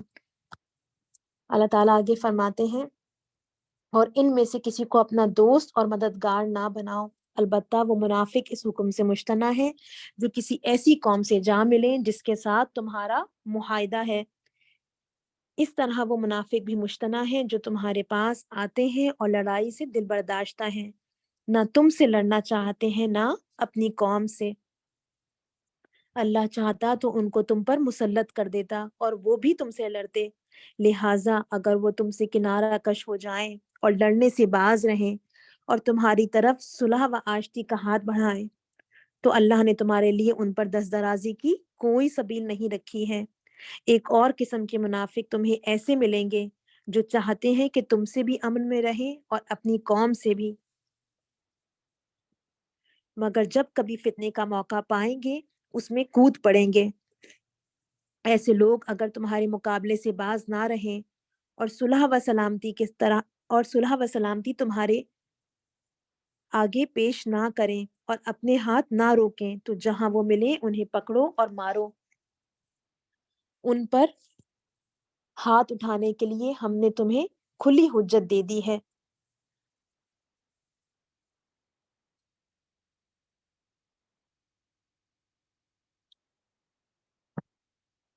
کسی مومن کا یہ کام نہیں ہے کہ دوسرے مومن کو قتل کرے الا یہ کہ اس سے چوک ہو جائے، یعنی مثلاً جو ہے وہ ایکسیڈنٹ ہو جائے، پسٹل بندوق صاف کرتے ہوئے گولی جو ہے وہ غلطی سے چل جائے، شکار کھیلتے ہوئے، یا ڈاکٹر سے جو ہے وہ غلطی سے جو ہے وہ کوئی مومن جو ہے وہ قتل ہو جائے، تو اللہ تعالیٰ فرماتے ہیں کسی مومن کا یہ کام نہیں ہے کہ دوسرے مومن کو قتل کرے اللہ یہ کہ اس سے چوک ہو جائے، اور جو شخص کسی مومن کو غلطی سے قتل کر دے تو اس کا کفارہ یہ ہے کہ ایک مومن کو غلامی سے آزاد کرے اور مقتول کے وارثوں کو خوں بہا دے، اللہ یہ کہ وہ خوں بہا معاف کر دیں۔ لیکن اگر وہ مسلمان مقتول کسی ایسی قوم سے تھا جس سے تمہاری دشمنی ہو تو اس کا کفارہ ایک مومن غلام آزاد کرنا ہے، اور اگر وہ کسی ایسی غیر مسلم قوم کا فرد تھا جس سے تمہارا معاہدہ ہو تو اس کے وارثوں کو خوں بہا دیا جائے گا اور ایک مومن غلام کو آزاد کرنا ہوگا۔ پھر جو غلام نہ پائے وہ پے در پہ 2 مہینے کے روزے رکھے۔ یہ اس گناہ پر اللہ سے توبہ کرنے کا طریقہ ہے اور اللہ علیم و دانا ہے۔ یعنی یہ فائن نہیں ہے، کیونکہ فائن کے اندر کیا ہوتا ہے کہ جب آپ کو کوئی فائن لگتا ہے تو جو جس ایکٹ کی وجہ سے آپ کے اوپر فائن لگتا ہے آپ اس کے اوپر شرمندہ نہیں ہوتے ہیں، اس سے آپ کے اندر یہ فیلنگ نہیں آتی کہ میں اپنے اندر کوئی اصلاح کروں، بلکہ اکثر یہ ہوتا ہے کہ فائن جو ہے وہ انسان سخت ناگواری کے ساتھ مجبوراً دیتا ہے اور اپنے پیچھے وہ اکثر بیزاری اور تلخی جو ہے وہ چھوڑ جاتا ہے۔ اس کے برعکس جو ہے وہ اللہ تعالیٰ کیا چاہتے ہیں کہ اگر کسی بندے سے اللہ کے کسی بندے سے خطا ہوئی ہے تو وہ عبادت اور نیک کام اور حقوق ادا کر کے اس کا اثر جو ہے وہ اپنی روح پر سے دھو دے، کیونکہ گلٹ جو ہے وہ انسان کی صلاحیت کو جو ہے وہ زنگ لگا دیتا ہے۔ تو اللہ تعالیٰ فرماتے ہیں وَقَانَ اللَّهُ عَلِيمًا حَكِيمًا، اور اللہ علیم اور دانا ہے۔ بے شک رہا وہ شخص جو کسی مومن کو جان بوجھ کر قتل کرے، ہے نا، اپنے بھائی کا ہی گلا کاٹ دے، ٹرسٹ کو بریک کر دے، تو اللہ تعالیٰ کہتے ہیں تو اس کی جزا جہنم ہے، تو اس کی جزا جہنم ہے جس میں وہ ہمیشہ رہے گا، اس پر اللہ کا غضب اور اس کی لعنت ہے، اور اللہ نے اس کے لیے سخت عذاب مہیا کر رکھا ہے۔ یا ایھا الذین آمنو، اے لوگوں جو ایمان لائے ہو، جب تم اللہ کی راہ میں جہاد کے لیے نکلو،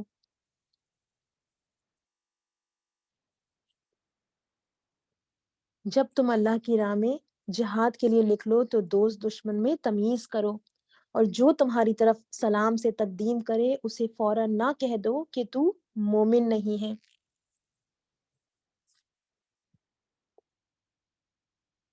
اس آیت کی بیک گراؤنڈ کے طور پر روایات میں ایک واقعہ آتا ہے جو حضرت اسامہ رضی اللہ تعالیٰ عنہ کے ساتھ پیش آیا تھا۔ کسی سریے میں حضرت اسامہ رضی اللہ تعالیٰ عنہ کا ایک کافر سے جو ہے وہ دو بدو مقابلہ ہوا۔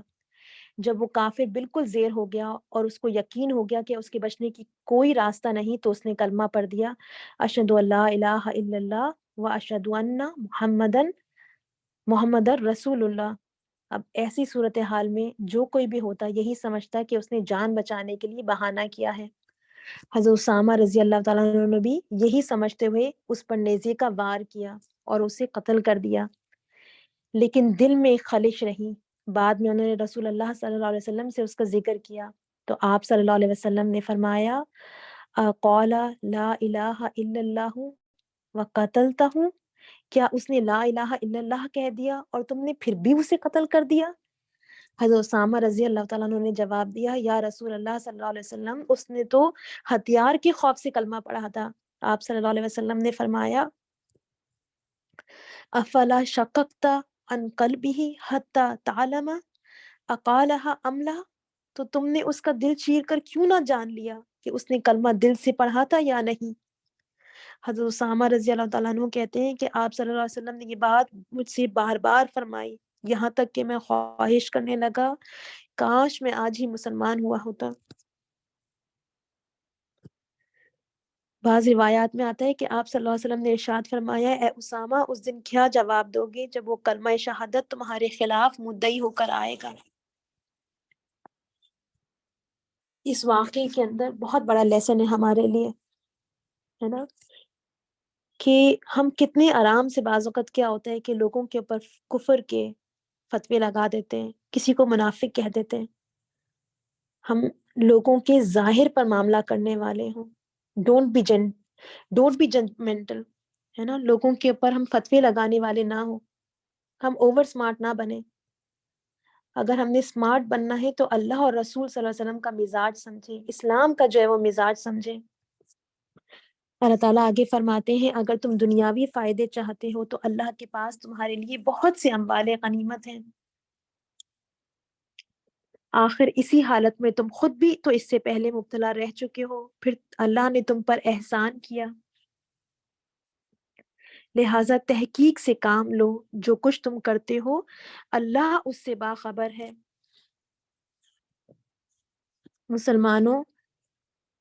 مسلمانوں میں سے وہ لوگ جو کسی معذوری کے بغیر گھر بیٹھے رہتے ہیں اور وہ جو اللہ کی راہ میں جان و مال سے جہاد کرتے ہیں، دونوں کی حیثیت یکساں نہیں ہے۔ اس آیت کے حوالے سے، شان نزول کے حوالے سے ایک واقعہ آتا ہے کہ جب یہ آیت نازل ہوئی، لا یستوی القاعدون من المؤمنین، تو اس میں غیر اولي الضرر کے الفاظ جو ہیں وہ پہلے نہیں تھے، بلکہ یہ آیت اس طرح تھی، یا لا یستوی القاعدون من المؤمنین والمجاہدون فی سبیل اللہ باموالکم، اس طرح کر کے یہ آیت تھی۔ تو جب یہ آیت نازل ہوئی تو آپ صلی اللہ علیہ وسلم نے فرمایا کہ فلاں، یعنی زید بن ثابت رضی اللہ تعالیٰ عنہ کو بلاؤ۔ وہ اپنے ساتھ دوات اور تختی یا شانے کی ہڈی لے کر حاضر ہوئے، تو آپ صلی اللہ علیہ وسلم نے فرمایا لکھو، اور نبی کریم صلی اللہ علیہ وسلم نے اس آیت کو جیسے وہ نازل ہوئی تھی وہ لکھوایا۔ ابن ام مکتوم رضی اللہ تعالیٰ عنہ، جو حضور اکرم صلی اللہ علیہ وسلم کے پیچھے موجود تھے، جب انہوں نے یہ آیت سنی تو عرض کیا، یا رسول اللہ صلی اللہ علیہ وسلم، میں نابینا ہوں، ہے نا، میں کیسے جو ہے وہ جہاد کے اندر جو ہے وہ شرکت کر سکتا ہوں؟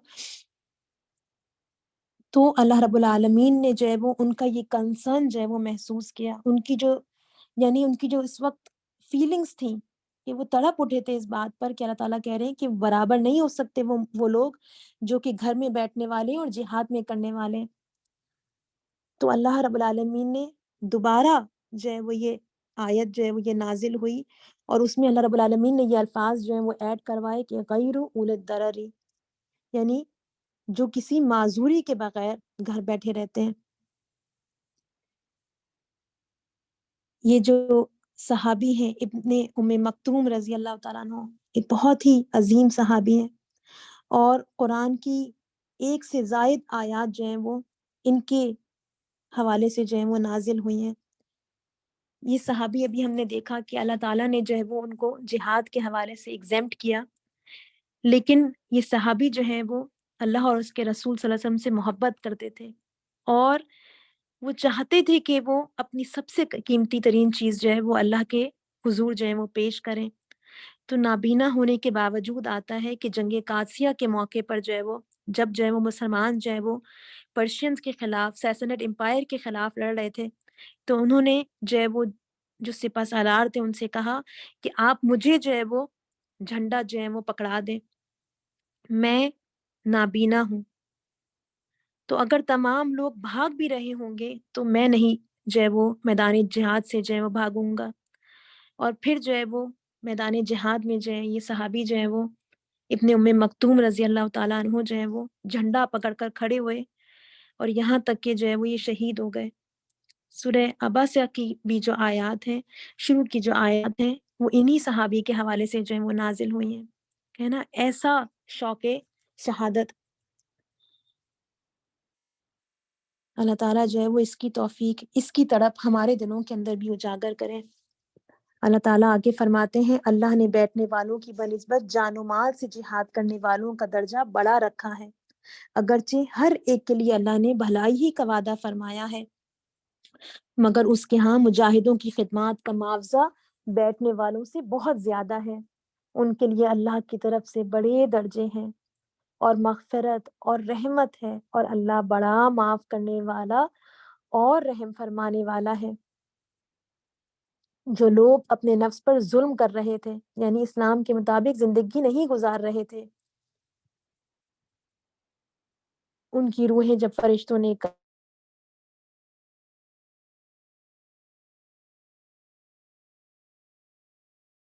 قبض کی تو ان سے پوچھا کہ یہ تم کس حال میں زمین میں کمزور و مجبور تھے۔ یہ وہ لوگ تھے کہ جو اپنے سٹینڈرڈ آف لائف کی وجہ سے ہجرت نہیں کر سکے۔ فرشتوں نے کہا، کیا خدا کی زمین وسیع نہ تھی کہ تم اس میں ہجرت کرتے؟ یہ وہ لوگ ہیں جن کا ٹھکانہ جہنم ہے، اور وہ بڑا ہی برا ٹھکانہ ہے۔ ہاں، جو مرد، عورتیں اور بچے واقعی بے بس ہیں اور نکلنے کا کوئی راستہ اور ذریعہ نہیں پاتے، بعید نہیں کہ اللہ انہیں معاف کر دے۔ اللہ بڑا معاف کرنے والا اور درگزر فرمانے والا ہے۔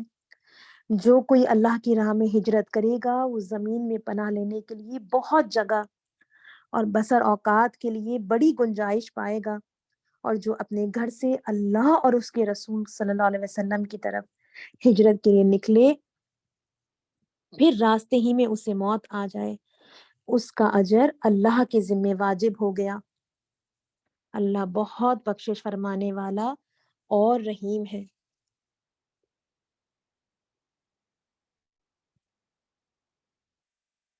اس آیت کے بیک گراؤنڈ کے اندر بھی جو ہے ایک بہت خوبصورت واقعہ آتا ہے کہ ایک شخص جو ہے وہ مکہ سے نکلا اور تنعیم پر فوت ہو گیا۔ چند میل کا فاصلہ ہی جو ہے وہ اس نے طے کیا تھا۔ یہ وہ جگہ ہے جہاں حدود حرم جو ہے وہ شروع ہوتی ہے، مسجد عائشہ ہے۔ لوگوں نے کہا کہ اس بیچارے کا تو اجر ہی مارا گیا۔ آپ صلی اللہ علیہ وسلم نے فرمایا کہ اجر واقعہ ہو گیا، اور یہ آیت بھی نازل ہوئی۔ تو منزل پر پہنچنا جو ہے وہ شرط نہیں ہے نا؟ لوگ جو ہے وہ اینڈ ریزلٹ دیکھتے ہیں، اللہ تعالیٰ یہ دیکھتے ہیں ہماری نیتیں کیا ہیں، ہم کس راستے کے جو ہے وہ مسافر ہیں۔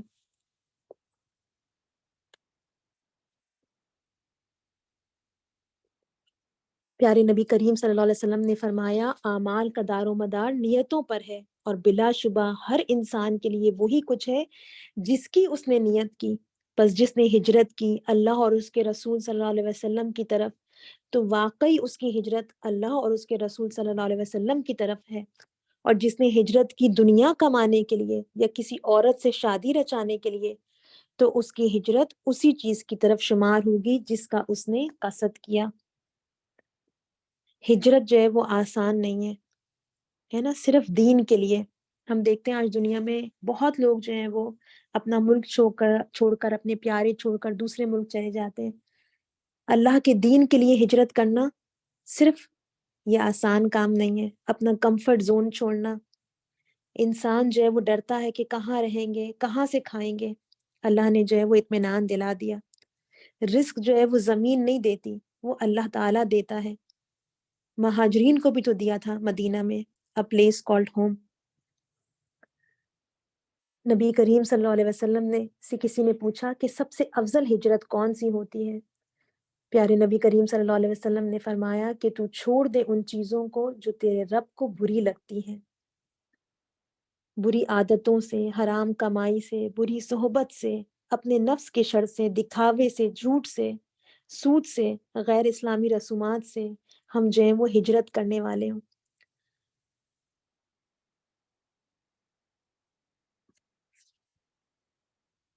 آگے اللہ رب العالمین فرماتے ہیں،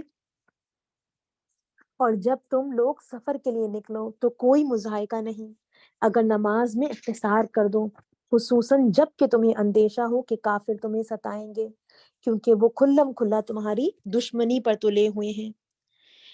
نبی کریم صلی اللہ علیہ وسلم نے فرمایا یہ قصر کی اجازت ایک انعام ہے جو اللہ نے تمہیں بخشا ہے، ایک گفٹ ہے، لہٰذا اس کے انعام کو قبول کرو۔ یہ بات قریب قریب تواتر سے ثابت ہے کہ پیارے نبی کریم صلی اللہ علیہ وسلم نے امن اور خوف دونوں حالتوں کے سفر میں قصر فرمایا ہے۔ ابن عباس رضی اللہ تعالیٰ عنہ فرماتے ہیں کہ نبی کریم صلی اللہ علیہ وسلم مدینہ سے مکہ تشریف لے گئے اور اس وقت رب العالمین کے سوا کسی کا خوف نہ تھا، مگر آپ صلی اللہ علیہ وسلم نے 2 ہی رکعتیں پڑھی۔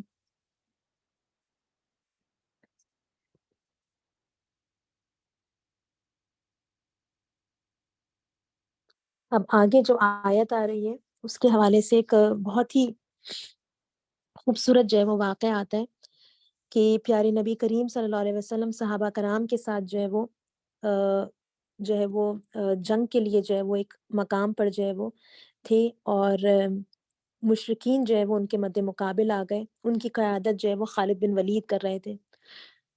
صحابی کہتے ہیں کہ وہ لوگ ہمارے اور قبلے کے درمیان تھے۔ رسول اللہ صلی اللہ علیہ وسلم نے ہمیں ظہر کی نماز پڑھائی تو وہ لوگ جو دشمن تھے وہ لوگ آپس میں کہنے لگے یہ مسلمان نماز میں مشغول تھے، کاش کہ ہم ان کی غفلت سے فائدہ اٹھا لیتے۔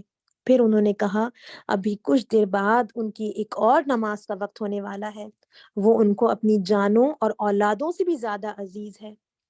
اسی وقت یعنی کہ کون سی نماز کا وقت ہونے والا ہے؟ عصر کی نماز ہے نا۔ عصر کی نماز ایون کافر جانتے تھے، مشرکین جانتے تھے کہ مسلمانوں کو کتنی عزیز ہے وہ نماز پڑھنا، اپنی جانوں اور اپنی اولادوں سے بھی زیادہ عزیز ہے۔ اسی وقت ظہر اور عصر کے درمیان جبرائیل علیہ السلام نے یہ آیات لے کر جو ہے وہ نازل ہوئے، جو کہ اب ہم پڑھنے جا رہے ہیں۔ ہم بھی جو ہے وہ اپنے رب سے جڑنے والے ہوں، ہم بھی اپنی نمازوں کی حفاظت کرنے والے ہوں، ہمیں بھی یہ نمازیں جو ہے وہ ہماری اپنی جانوں سے اور اولادوں سے عزیز ہوں۔ آمین۔ اللہ تعالیٰ فرماتے ہیں اور اے نبی صلی اللہ علیہ وسلم جب تم مسلمانوں کے درمیان ہو اور حالت جنگ میں انہیں نماز پڑھانے کھڑے ہو تو چاہیے کہ ان میں سے ایک گروہ تمہارے ساتھ کھڑا ہو اور اسلحہ لیے رہے، پھر جب وہ سجدہ کر لے تو پیچھے چلا جائے، اور دوسرا گروہ جس نے ابھی نماز نہیں پڑھی ہے آ کر تمہارے ساتھ پڑھے، اور وہ بھی چوکنا رہے اور اپنے اسلحہ لیے رہے، کیونکہ کفار اس طاق میں ہے کہ تم اپنے ہتھیاروں اور اپنے سامان کی طرف سے ذرا غافل ہو تو وہ تم پر یکبارگی ٹوٹ پڑیں۔ البتہ اگر تم بارش کی وجہ سے تکلیف محسوس کرو یا بیمار ہو تو اسلحہ رکھ دینے میں کوئی مذائقہ نہیں، مگر پھر بھی چوکنے رہو، یقین رکھو کہ اللہ نے کافروں کے لیے رسوا کن عذاب مہیا کر رکھا ہے۔ پھر جب نماز سے فارغ ہو جاؤ تو کھڑے اور بیٹھے اور لیٹے ہر حال میں اللہ کو یاد کرتے رہو۔ یعنی نماز کے بعد گھر کے کاموں میں، کاروبار میں انسان لگ جائے، جاب پر ہو، اللہ کو بھول نہ جائے۔ اللہ ربی مجھ سے اور آپ سے ایک بہت ہی خوبصورت، بہت ہی مضبوط تعلق چاہتا ہے۔ یہ ایسے کہ جیسے کام پہ جا کر جو ہے وہ آپ کے میاں کال کریں، کتنا اچھا لگتا ہے کہ وہاں جا کر بھی انہوں نے مجھے یاد کیا ہے نا۔ پہلے عورتیں کہتی تھیں باہر جب شوہر جاتے تھے کہ مجھے بھول نہ جائیے گا، وہاں جا کر جو ہے وہ مجھے کال کرتے رہیے گا، ہے نا۔ اللہ تعالیٰ بھی مجھ سے اور آپ سے اتنی محبت کرتے ہیں، وہ چاہتے ہیں ہم بھی ان سے محبت کریں۔ تو ایسا نہ ہو کہ ہم نے یہاں نماز پڑھی اور جانماز سمیٹی اور اس کے بعد جو ہے وہ اللہ تعالیٰ کو ہم بھول گئے، اس کے بعد ہم دنیا میں ایسے مگن ہو گئے کہ اللہ کی یاد سے جو ہے وہ غافل ہو جائیں۔ اللہ تعالیٰ آگے فرماتے ہیں اور جب اطمینان نصیب ہو جائے تو پوری نماز پڑھو۔ جس شخص کو عام زندگی میں نماز کی فکر ہوگی تو وہ پھر خوف کی حالت میں جو ہے وہ نماز کے بارے میں فکر مند ہوگا۔ اللہ تعالیٰ فرماتے ہیں نماز در حقیقت ایسا فرض ہے جو پابندی وقت کے ساتھ اہل ایمان پر لازم کیا گیا ہے نا، ٹو ڈسپلن اس، تاکہ ہم اپنی لائف کو جو ہے وہ بیٹر پلان کریں۔ ہم اللہ کی آرمی کے لوگ ہیں، ہے نا، ہم مسلمان اللہ کی آرمی کے لوگ ہیں، ہم امت مسلمہ۔ اللہ تعالیٰ جو ہے وہ ہمیں ڈسپلن کرنے کے لیے جو ہے وہ وقت کی پابندی سکھا رہے ہیں۔ ہم جانتے ہیں کہ دنیا میں کوئی بھی فوج ہوتی ہے اس میں وقت کی پابندی کتنی اہم ہوتی ہے، یہاں تک کہ جو آرمی پرسنل ہوتے ہیں جب وہ ریٹائرڈ بھی ہو جاتے ہیں تو ہم جانتے ہیں کہ جو ان کی لائف ہوتی ہے وہ گھڑی کی جو سوئیاں ہیں اس کے ساتھ ساتھ چلتی ہے نا؟ تو اللہ تعالیٰ ہم مومنوں کو بھی چاہتے ہیں کہ ہم بھی کیا کریں، وقت کی پابندی اختیار کریں، اپنی نمازوں کے ذریعے جو ہے وہ ہم اس ڈسپلن کو جو ہے وہ اختیار کریں۔ اللہ تعالیٰ آگے فرماتے ہیں اس گروہ کے تعاقب میں کمزوری نہ دکھاؤ، اگر تم تکلیف اٹھا رہے ہو تو تمہاری طرح وہ بھی تکلیف اٹھا رہے ہیں، اور تم اللہ سے اس چیز کے امیدوار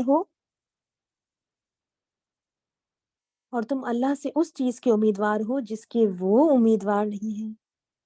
ہم اللہ سے کس چیز کے امیدوار ہیں؟ بخشش کے، اللہ کی رحمت کے، جنت کے، اللہ کے دیدار کے۔ اللہ تعالیٰ فرماتے ہیں وَقَانَ اللَّهُ عَلِيمًا حکیمہ، اللہ سب کچھ جانتا ہے اور وہ حکیم و دانا ہے۔ تمہیں تو ان سے بڑھ کر پرجوش ہونا چاہیے، ہے نا؟ تکلیفیں تو بہت لوگ اٹھاتے ہیں، سب کی زندگیوں میں کوئی نہ کوئی مشکل آتی ہے، لیکن دین کے لیے بہت کم۔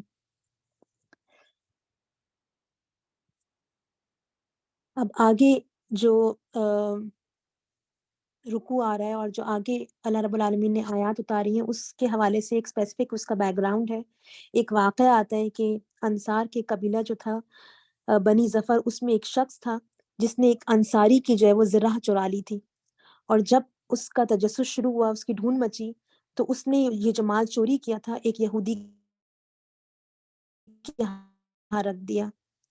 زرہ کا مالک جو ہے وہ نبی کریم صلی اللہ علیہ وسلم کے پاس آیا، اور اس نے جو ہے وہ جس شخص نے چوری کیا تھا اس کے اوپر اس نے اپنا شبہ ظاہر کیا، مگر وہ شخص جو تھا وہ اور اس کے بھائی بندوں نے اور بنی ظفر کے بہت سے لوگوں نے آپس میں اتفاق کر کے اس یہودی پر الزام تھوپ دیا۔ یہودی سے پوچھا گیا تو اس نے جو ہے وہ برات ظاہر کی، کہا کہ میں نے ایسا نہیں کیا، لیکن یہ لوگ جو ہیں جس نے چوری کی تھی اس کی حمایت میں زور و شور سے وکالت کرتے رہے اور کہا کہ یہ یہودی خبیث ہے جو حق کا انکار اور اللہ کے رسول صلی اللہ علیہ وسلم سے کفر کرنے والا ہے، اس کی بات کا کیا اعتبار، بات ہماری تسلیم کی جانی چاہیے کیونکہ ہم مسلمان ہیں۔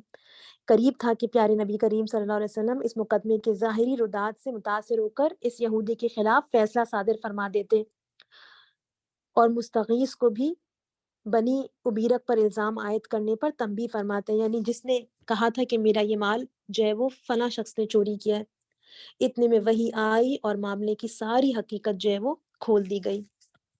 تو ان آیات کا مطالعہ کرتے ہیں، اللہ رب العالمین فرماتے ہیں اے نبی صلی اللہ علیہ وسلم انا انزلنا الیک الکتاب بالحق، اے نبی صلی اللہ علیہ وسلم ہم نے یہ کتاب حق کے ساتھ تمہاری طرف نازل کی ہے تاکہ جو راہ راست اللہ نے تمہیں دکھائی ہے اس کے مطابق لوگوں کے درمیان فیصلہ کرو، تم بددیانت لوگوں کی طرف سے جھگڑنے والے نہ بنو اور اللہ سے درگزر کی درخواست کرو، وہ بڑا درگزر فرمانے والا اور رحیم ہے۔ اصل میں رسول اللہ صلی اللہ علیہ وسلم کے ذریعے ہمیں تلقین کی جا رہی ہے۔ اللہ تعالیٰ آگے فرما رہے ہیں جو لوگ اپنے نفس سے خیانت کرتے ہیں تم ان کی حمایت نہ کرو۔ یہ جو اللہ تعالیٰ نے الفاظ استعمال کیے کتنے ایسے الفاظ ہیں کہ جو انسان کو جو ہے وہ جھنجھوڑنے والے، یعنی جب ہم جو ہے وہ کوئی خیانت کرتے ہیں تو ہم کسی کا نقصان نہیں کر رہے، ہم اپنے نفس سے خیانت کر رہے ہیں۔ انسان کا معاملہ کیا ہے کہ اپنے بارے میں بڑا سینسیٹیو ہوتا ہے، کسی اور کا خون بہ رہا ہے تو ہم کہیں گے کہ بیچارے کا خون بہ رہا ہے، ہمارا اپنا ذرا سا ہاتھ کٹ جائے تو ہم جو ہے وہ شور مچا دیتے ہیں۔ تو اللہ تعالیٰ فرما رہے ہیں جو لوگ اپنے نفس سے خیانت کرتے ہیں تم ان کی حمایت نہ کرو، اللہ کو ایسا شخص پسند نہیں ہے جو خیانت کار اور معصیت پیشہ ہو۔ ان اللہ لا یحب من کان خوانا اثیما، بہت زیادہ گناہ گار ستانے والا۔ بعض دفعہ انسان جو ہے وہ برائی اس لیے نہیں کرتا کہ لوگ کیا کہیں گے، یہاں اللہ کہہ رہا ہے اللہ کی نگاہ میں گر جاؤ گے۔ پیارے نبی کریم صلی اللہ علیہ وسلم نے فرمایا اس شخص کا ایمان ہی نہیں جس میں امانت کا پاس نہیں۔ اللہ تعالیٰ آگے فرماتے ہیں یہ لوگ انسانوں سے اپنی حرکات چھپا سکتے ہیں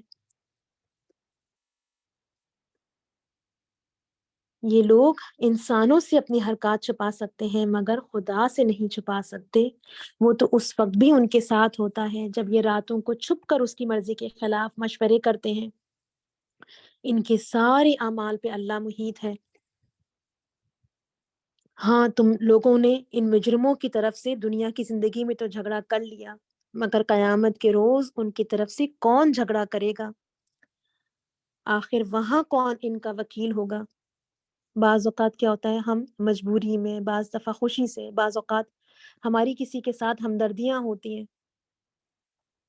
کسی بھی صورت کیا ہو کہ ہم جو ہے وہ کسی کے ساتھ جو ہے وہ اس وجہ سے اس کی حمایت نہ کریں کہ ہمارا کوئی مفاد، ہماری کوئی محبت، ہمارا کوئی تعلق ان کے ساتھ ہے نا، ہمیشہ حق کی گواہی دینے والے ہوں.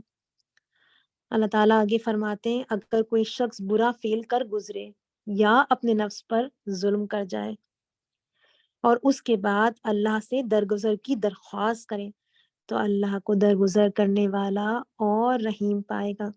یہ قرآن کا ایک بہت خوبصورت انداز ہے کہ آپ دیکھیں گے کہ جہاں جہاں اللہ تعالیٰ کسی گناہ کے حوالے سے جو ہے وہ انسان کو تنبیہ کرتے ہیں، اس کے حوالے سے اس کا عذاب بتاتے ہیں کہ اللہ تعالیٰ جو یہ کرے گا اس کو ایسا ایسا عذاب دیں گے، وہیں اللہ تعالیٰ انسان کو اپنی طرف واپس لوٹنے کی طرف جو ہے وہ ترغیب دیتے ہیں. ہم جو ہے وہ انتظار نہ کریں، ہر گناہ کے پیچھے توبہ لگا دیں، صدقہ کر دیں، جس کا دل دکھایا ہے اس سے معافی مانگ لیں. بڑے سے بڑے گناہ کرنے کے بعد بھی اس کی رحمت سے مایوس نہ ہوں. اس حوالے سے ایک بہت خوبصورت حدیث آتی ہے. پیارے نبی کریم صلی اللہ علیہ وسلم نے فرمایا اللہ تعالیٰ اپنے بندے کی توبہ پر جب وہ بندہ اس کی طرف توبہ کرتا ہے تم میں سے کسی ایسے شخص کی بنسبت کہیں زیادہ خوش ہوتا ہے جو ایک بے آب و گیا صحرا میں اپنی سواری پر سفر کر رہا تھا تو وہ اس کے ہاتھ سے نکل کر گم ہو گئی. اس کا کھانا اور پانی اسی سواری پر ہے. وہ اس کے ملنے سے مایوس ہو گیا تو ایک درخت کے پاس آیا اور اس کے سائے میں لیٹ گیا. وہ اپنی سواری ملنے سے نا امید ہو چکا تھا، ہے نا. اب سمجھ رہا تھا کہ میرا تو کھانا اور پانی بھی گیا، سواری بھی گئی، صحرا میں ہوں، اب تو بس موت نے آنا ہے. وہ اسی عالم میں ہے کہ اچانک وہ آدمی اس کے پاس وہ اسی عالم میں ہے کہ اچانک اس کے پاس ہے وہ اونٹنی اس کے پاس کھڑی ہے.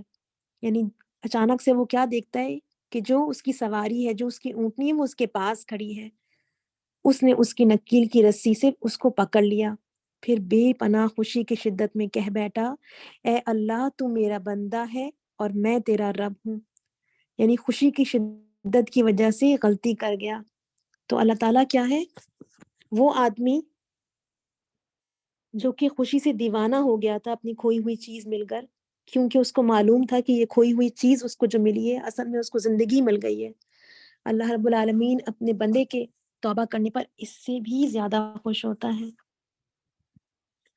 سبحان اللہ. پھر کیا چیز ہے جو ہمیں توبہ کرنے سے روکے؟ اللہ تعالیٰ آگے فرماتے ہیں مگر جو برائی کما لے تو اس کی یہ کمائی اسی کے لیے وبال ہوگی. اللہ کو سب باتوں کی خبر ہے اور وہ حکیم و دانا ہے. پھر جس نے کوئی خطا یا گناہ کر کے اس کا الزام کسی بے گناہ پر تھوپ دیا اس نے تو بڑا بہتان اور سری گناہ کا بار سمیٹ لیا. اے نبی صلی اللہ علیہ وسلم اگر اللہ کا فضل تم پر نہ ہوتا اور اس کی رحمت تمہارے شامل حال نہ ہوتی تو ان میں سے ایک گروہ نے تو تمہیں غلط فہمی میں مبتلا کرنے کا فیصلہ کر ہی لیا تھا. حالانکہ در حقیقت وہ خود اپنے سوا کسی کو غلط فہمی میں مبتلا نہیں کر رہے تھے اور تمہارا کوئی نقصان نہ کر سکتے تھے کیونکہ اللہ کے نزدیک مجرم وہ ہوتے نہ کہ تم.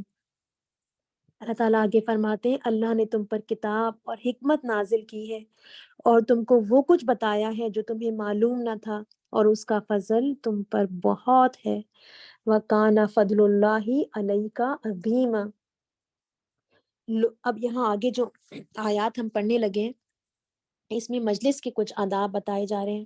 اللہ تعالیٰ فرماتے ہیں لوگوں کی خفیہ سرگوشیوں میں اکثر و بیشتر کوئی بھلائی نہیں ہوتی ہاں اگر کوئی پوشیدہ طور پر صدقہ و خیرات کی تلقین کرے یا کسی نیک کام کے لیے یا لوگوں کے معاملات میں اصلاح کرنے کے لیے کسی سے کچھ کہے تو یہ البتہ بھلی بات ہے۔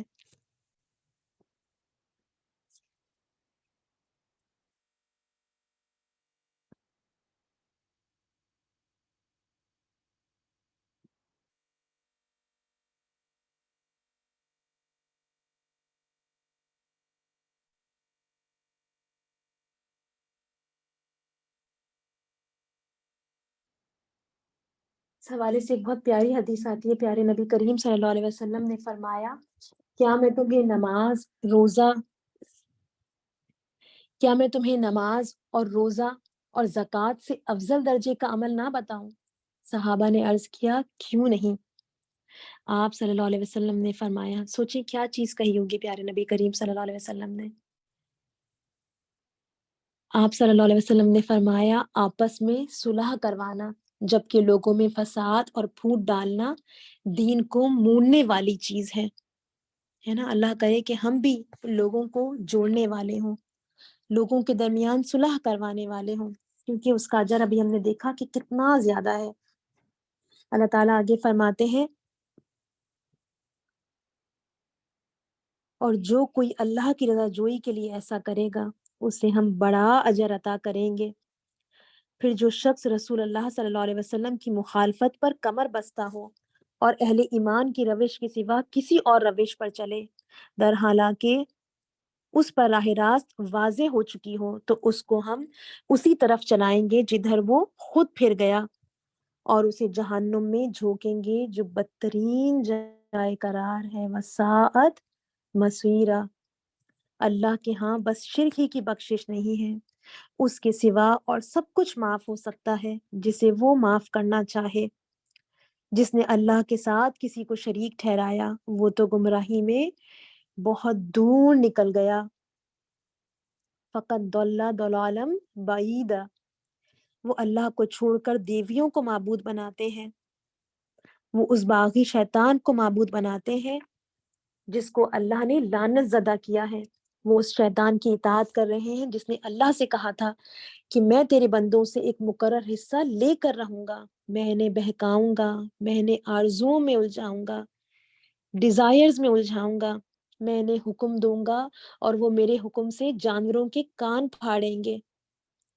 اہل عرب کے توہمات میں سے ایک کی طرف اشارہ ہے، یعنی سپرسٹیشنز کا شکار ہوں گے، اور میں انہیں حکم دوں گا اور وہ میرے حکم سے خدائی ساخت میں رد و بدل کریں گے۔ کسی نے ایک بہت پیاری بات کی کہ ہم جو ہے وہ مائیکل اینجلو کا اگر ایک مجسمہ ہو تو اس کو تو بدلنے کی کوشش نہیں کریں گے، لیکن اللہ رب العالمین اس کی ساخت سے جو ہے وہ ہم جو ہے وہ اس کو جو ہے وہ تبدیل کرنے کے اوپر جو ہے وہ ہم جو ہے وہ اس کی کوششیں کرتے ہیں۔ اسکالرز یہ کہتے ہیں کہ اس سے مراد یہ بھی ہے کہ جیسے کہ فزیکلی جو ہے وہ رد و بدل کرنا، پلاسٹک سرجریز کروانا، جینڈر چینج کروانا، ٹیٹوز بنوانا، جینیٹک چینج کروانا، مردوں اور عورتوں کو بانجھ بنانا، اور یہ مانوی بھی ہو سکتا ہے، جیسے کہ عمل قوم لوط تھا، رہبانیت ہے، عورتوں سے جو ہے وہ مردوں والے کام لینا۔ تو اللہ تعالیٰ کیا کہہ رہے ہیں، یہ کیا ہے؟ یہ سب شیطانی کام ہے، یہ شیطان جو ہے وہ انسانوں سے کروا رہا ہے۔ اللہ تعالیٰ اس کے بعد کہتے ہیں، اس شیطان کو جس نے اللہ کے بجائے اپنا ولی و سرپرست بنا لیا، یعنی ڈیلیبریٹلی اس نے شیطان کو اپنا فرینڈ بنا لیا، ارادہ کیا، نافرمانی کی، اللہ کی بات نہ مانی۔ اللہ تعالیٰ کہہ رہے ہیں، فقط خسیرہ خسران مبینہ، وہ سری نقصان میں پڑ گیا۔ وہ ان لوگوں سے وعدے کرتا ہے اور انہیں امیدیں دلاتا ہے۔ کیا امیدیں دلاتا ہے شیطان ہمیں؟ اس میں سکون ملے گا، ہے نا۔ گناہ کے اندر کیا ہے؟ پلیجر ہے، ٹیمپرری خوشی ہے، جبکہ ہیپینس کیا ہے؟ دوسروں کی مدد کرنے میں، نیکی کے کام کرنے میں، اللہ کی یاد میں، جو کہ پرماننٹ ہوتی ہے۔ اور پلیجر اور ہیپینس میں یہ فرق ہے کہ جب آپ کسی پچھلے پلیجر کے بارے میں جو آپ کو حاصل ہوا ہو آپ سوچتے ہیں تو آپ کے اندر حسرت پیدا ہوتی ہے، गिल्ट पैदा होता है, जबकि आप जब हैप्पीनेस कोई आपने ऐसा नेकी का काम किया हो जिसकी वजह से आपको खुशी मिली हो, सुकून मिला हो, आप उसको सोचते हैं तो क्या होता है, वो दोबारा आपको वैसी ही खुशी देती है। तो अल्लाह ताला कहते हैं कि शैतान क्या करता है, वो इन लोगों से वादे करता है और इन्हें उम्मीदें दिलाता है, मगर शैतान के सारे वादे बजस फरेब के सिवा और कुछ नहीं है। इन लोगों का ठिकाना जहन्नुम है, उलाइका मअवाहुम जहन्नम वला यजिदूना अन्हा महीसा, जिससे खल्लासी की कोई सूरत ये ना पाएंगे। रहे वो लोग जो ईमान ले आए और नेक अमल करे तो उन्हें हम ऐसे बागों में दाखिल करेंगे जिनके नीचे नहरें बहती होंगी और वो वहां हमेशा हमेशा रहेंगे।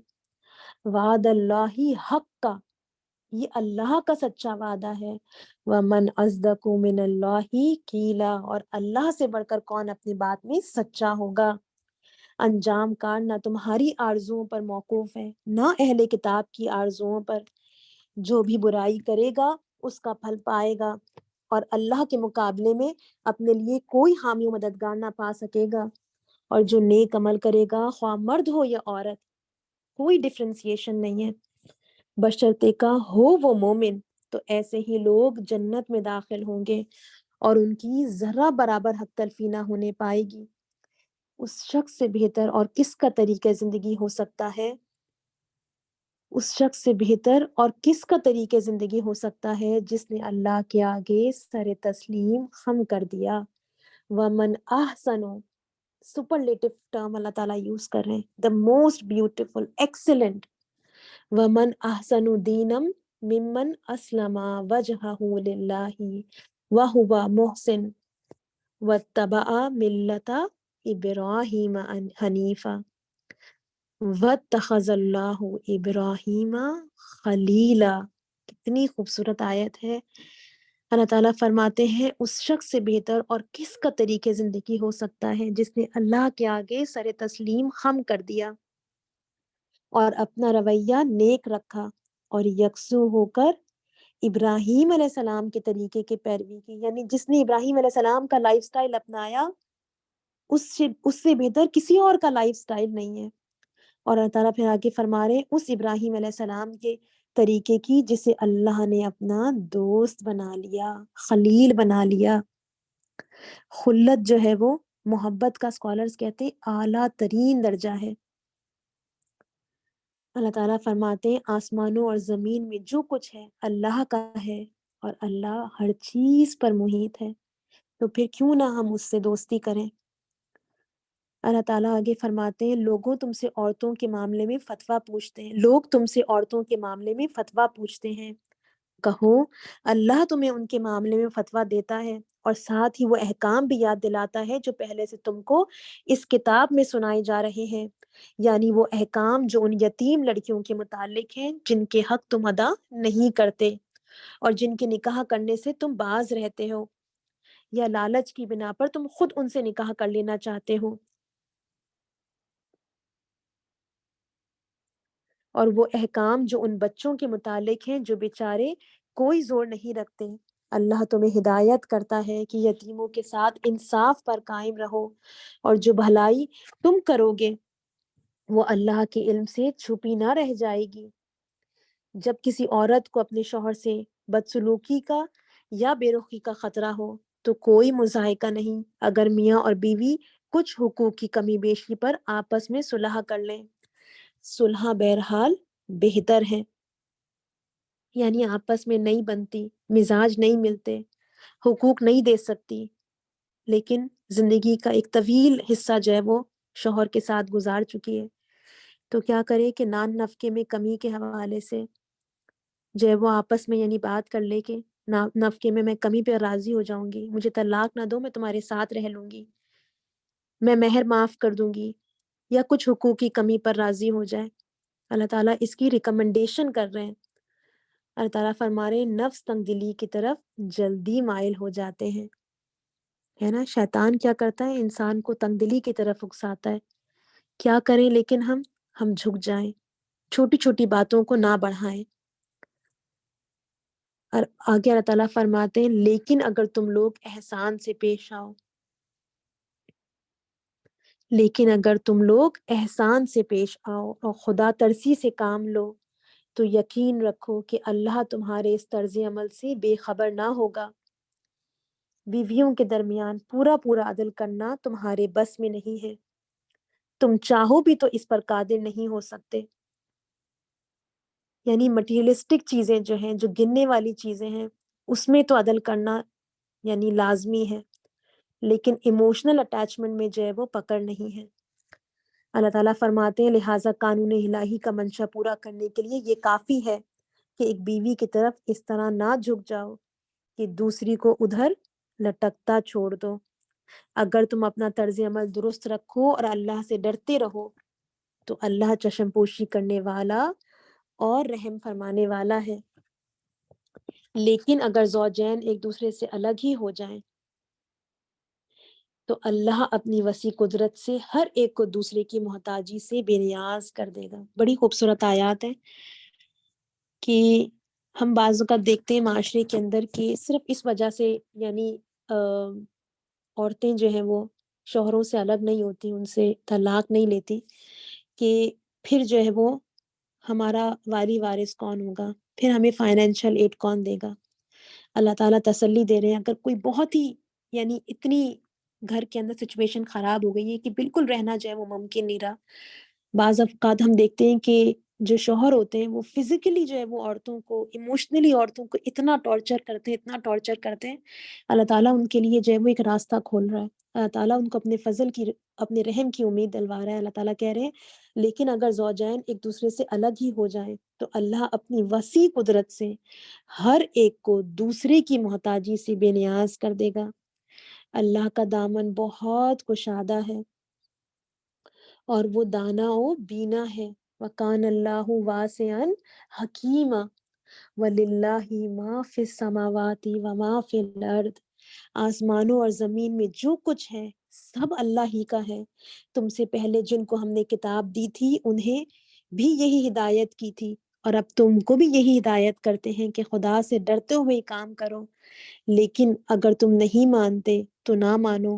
آسمان و زمین کی ساری چیزوں کا مالک اللہ ہی ہے اور وہ بے نیاز ہے۔ وَقَانَ اللَّهُ غَنِيًّا حَمِيدًا، اور وہ بے نیاز ہے، ہر تعریف کا مستحق ہے۔ پھر دوبارہ آتا ہے وَلِلَّهِ مَا فِي السَّمَاوَاتِ وَمَا فِي الْأَرْضِ وَكَفَى بِاللَّهِ وَكِيلًا۔ ہاں اللہ ہی مالک ہے ان سب چیزوں کا جو آسمانوں میں ہیں اور جو زمین میں ہیں، اور کارسازی کے لیے بس وہی کافی ہے۔ اگر وہ چاہے تو تم لوگوں کو ہٹا کر تمہاری جگہ دوسروں کو لے آئے، اور وہ اس کی پوری قدرت رکھتا ہے۔ جو شخص محض ثواب دنیا کا طالب ہو اسے معلوم ہونا چاہیے کہ اللہ کے پاس ثواب دنیا بھی ہے اور ثواب آخرت بھی۔ وَقَانَ اللَّهُ سَمِيعًا بَصِيرًا، اور اللہ سمیع و بصیر ہے۔ اے لوگوں جو ایمان لائے ہو، یا ایھا الذین آمنوا کونوا قوامین بالقسط شہداء للہ، اے لوگوں جو ایمان لائے ہو انصاف کے علمبردار اور خدا واسطے کے گواہ بنو۔ صرف انصاف کرنے کو نہیں بلکہ اس کو نافذ کرنے کے لیے بھی کوشش کرو۔ اے لوگوں جو ایمان لائے ہو انصاف کے علمبردار اور خدا واسطے کے گواہ بنو، اگرچہ تمہارے انصاف اور تمہاری گواہی کی زد خود تمہاری اپنی ذات پر یا تمہارے والدین اور رشتہ داروں پر ہی کیوں نہ پڑتی ہو۔ فریق معاملہ خواہ مالدار ہو یا غریب، اللہ تم سے زیادہ ان کا خیر خواہ ہے، لہٰذا اپنی خواہش نفس کی پیروی میں عدل سے باز نہ رہو، اور اگر تم نے لگی لپٹی بات کہی یا سچائی سے پہلو بچایا تو جان رکھو کہ جو کچھ تم کرتے ہو اللہ کو اس کی خبر ہے۔ ایک سپریم کورٹ ہے، ایک ہائی کورٹ ہے، اور دوسری گھر کی عدالت، دونوں میں عدل کرنا ہے، ورنہ اللہ تعالیٰ نے کیا کہا ہے، تو جان رکھو کہ جو کچھ تم کرتے ہو اللہ کو اس کی خبر ہے۔ ایک عدالت وہاں بھی لگے گی۔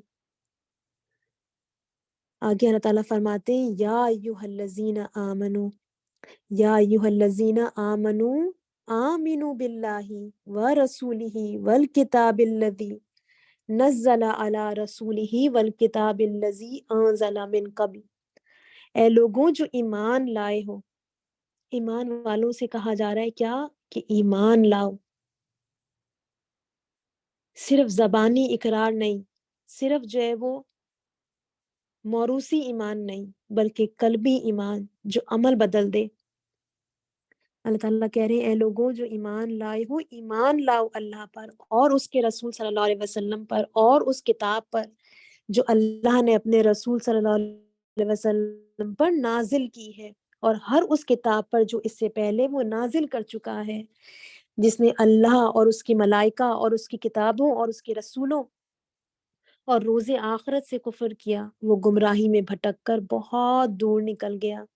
फ़क़द दल्ला दलालन बईदा इन्नल्लज़ीना आमनू, रहे वो लोग जो ईमान लाए, सुम्मा कफरू फिर कुफ्र किया, सुम्मा आमनू फिर ईमान लाए, सुम्मा कफरू फिर कुफ्र किया, फिर अपने कुफ्र में बढ़ते चले गए, सुम्मा ज़दादू कुफ्रा,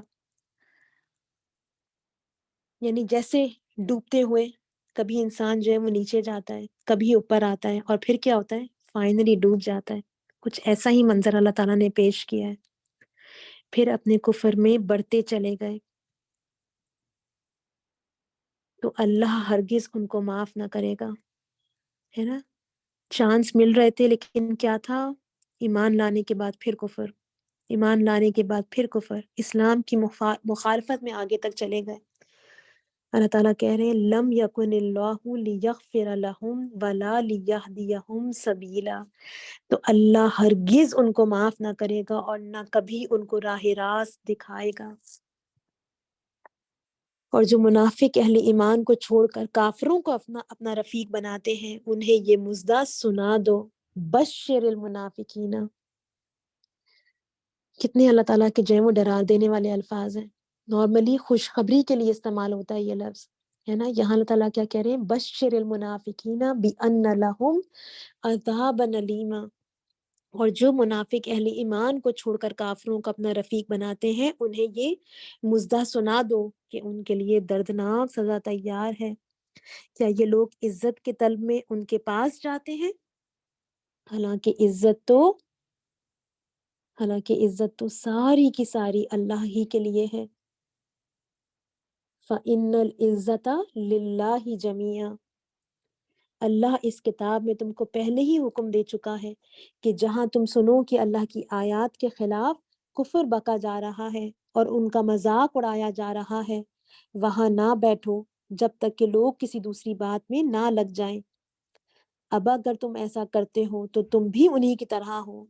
यकीन जानो कि अल्लाह मुनाफिकों और काफिरों को जहन्नुम में एक जगह जमा करने वाला है। ये मुनाफिक तुम्हारे मामले में इंतजार कर रहे हैं कि ऊंट किस करवट बैठता है। अगर अल्लाह की तरफ से फतह तुम्हारी हुई तो आकर कहेंगे कि क्या हम तुम्हारे साथ ना थे। अगर काफिरों का पल्ला भारी रहा तो उनसे कहेंगे कि क्या हम तुम्हारे खिलाफ लड़ने पर कादिर ना थे, और फिर भी हमने तुमको मुसलमानों से बचा लिया। बस अल्लाह ही तुम्हारे और उनके मामले का फैसला कयामत के रोज करेगा, और उस फैसले में अल्लाह ने काफिरों के लिए मुसलमानों पर गालिब आने की हरगिज कोई सबील नहीं रखी है।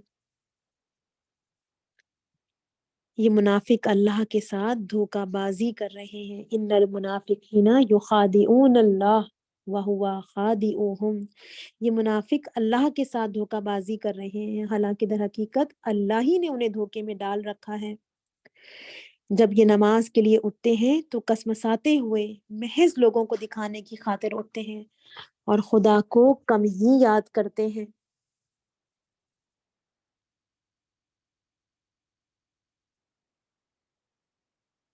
नबी करीम सल्लल्लाहु अलैहि वसल्लम ने फरमाया, मुनाफिकों पर फजर और इशा से ज्यादा कोई नमाज भारी नहीं। मैं और आप जब इन नमाजों के लिए उठते हैं तो देखें कि हम कसमसाते हुए उठते हैं, बादल ना ख्वास्ता उठते हैं, आखिर वक्त में उठते हैं, या खुशी खुशी अपने रब से मुलाकात के लिए जाते हैं।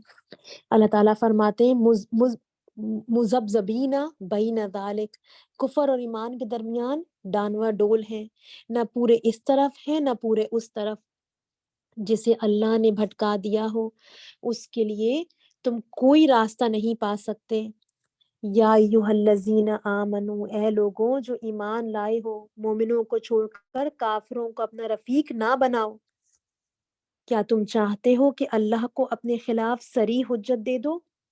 یقین جانو، اب یہ جو آگے آیت آتی ہے اسکالرز کہتے ہیں کہ یہ منافقین کے حوالے سے ایک اعتبار سے قرآن کی سب سے سخت ترین آیت ہے۔ اللہ تعالیٰ فرماتے ہیں ان المنافقین فی الدرک الاسفل من النار، یقین جانو کہ منافق جہنم کے سب سے نیچے طبقے میں جائیں گے، اور تم کسی کو ان کا مددگار نہ پاؤ گے۔ درک کے معنی ہے، درک کے معنی درج کے ہیں، یعنی سیڑھی۔ درج جو ہے وہ اوپر چڑھنے کے لیے ہوتا ہے، اور جو یہاں پہ لفظ استعمال ہوا ہے درک، یہ نیچے اترنے کے لیے ہے۔ جہنم کا جو سب سے نچلا والا گڑھا ہے ہاویہ ہے۔ تو آپ سوچیں کہ کیسی اندھیری اور خوفناک جگہ ہوگی۔ اللہ تعالیٰ فرماتے ہیں آگے، اللہ تعالیٰ ہمیں منافقین میں شامل ہونے سے بچائے، ان کی جیسی صفات اپنانے سے بچائے۔ اللہ تعالیٰ آگے فرماتے ہیں البتہ جو ان میں سے تائب ہو جائیں، دیکھیں پھر اللہ کی رحمت کتنی ہے، اتنا واقعی اللہ جو ہے وہ رحیم و کریم ہے۔ اللہ تعالیٰ فرماتے ہیں البتہ جو ان میں سے تائب ہو جائیں اور اپنے طرز عمل کی اصلاح کر لیں اور اللہ کا دامن تھام لیں اور اپنے دین کو اللہ کے لیے خالص کر دیں، ایسے لوگ مومنوں کے ساتھ ہیں اور اللہ مومنوں کو ضرور اجر عظیم عطا فرمائے گا۔ سبحان اللہ، سبحان اللہ، اللہ کا فضل و کرم اپنے بندوں پر۔ آخر اللہ کو کیا پڑی ہے کہ تمہیں خواہ سزا دے اگر تم شکر گزار بندے بنے رہو اور ایمان کی روش پر چلو۔ اللہ بڑا قدردان ہے اور سب کے حال سے واقف ہے۔ وَكَانَ اللَّهُ شَاكِرًا عَلِيمًا۔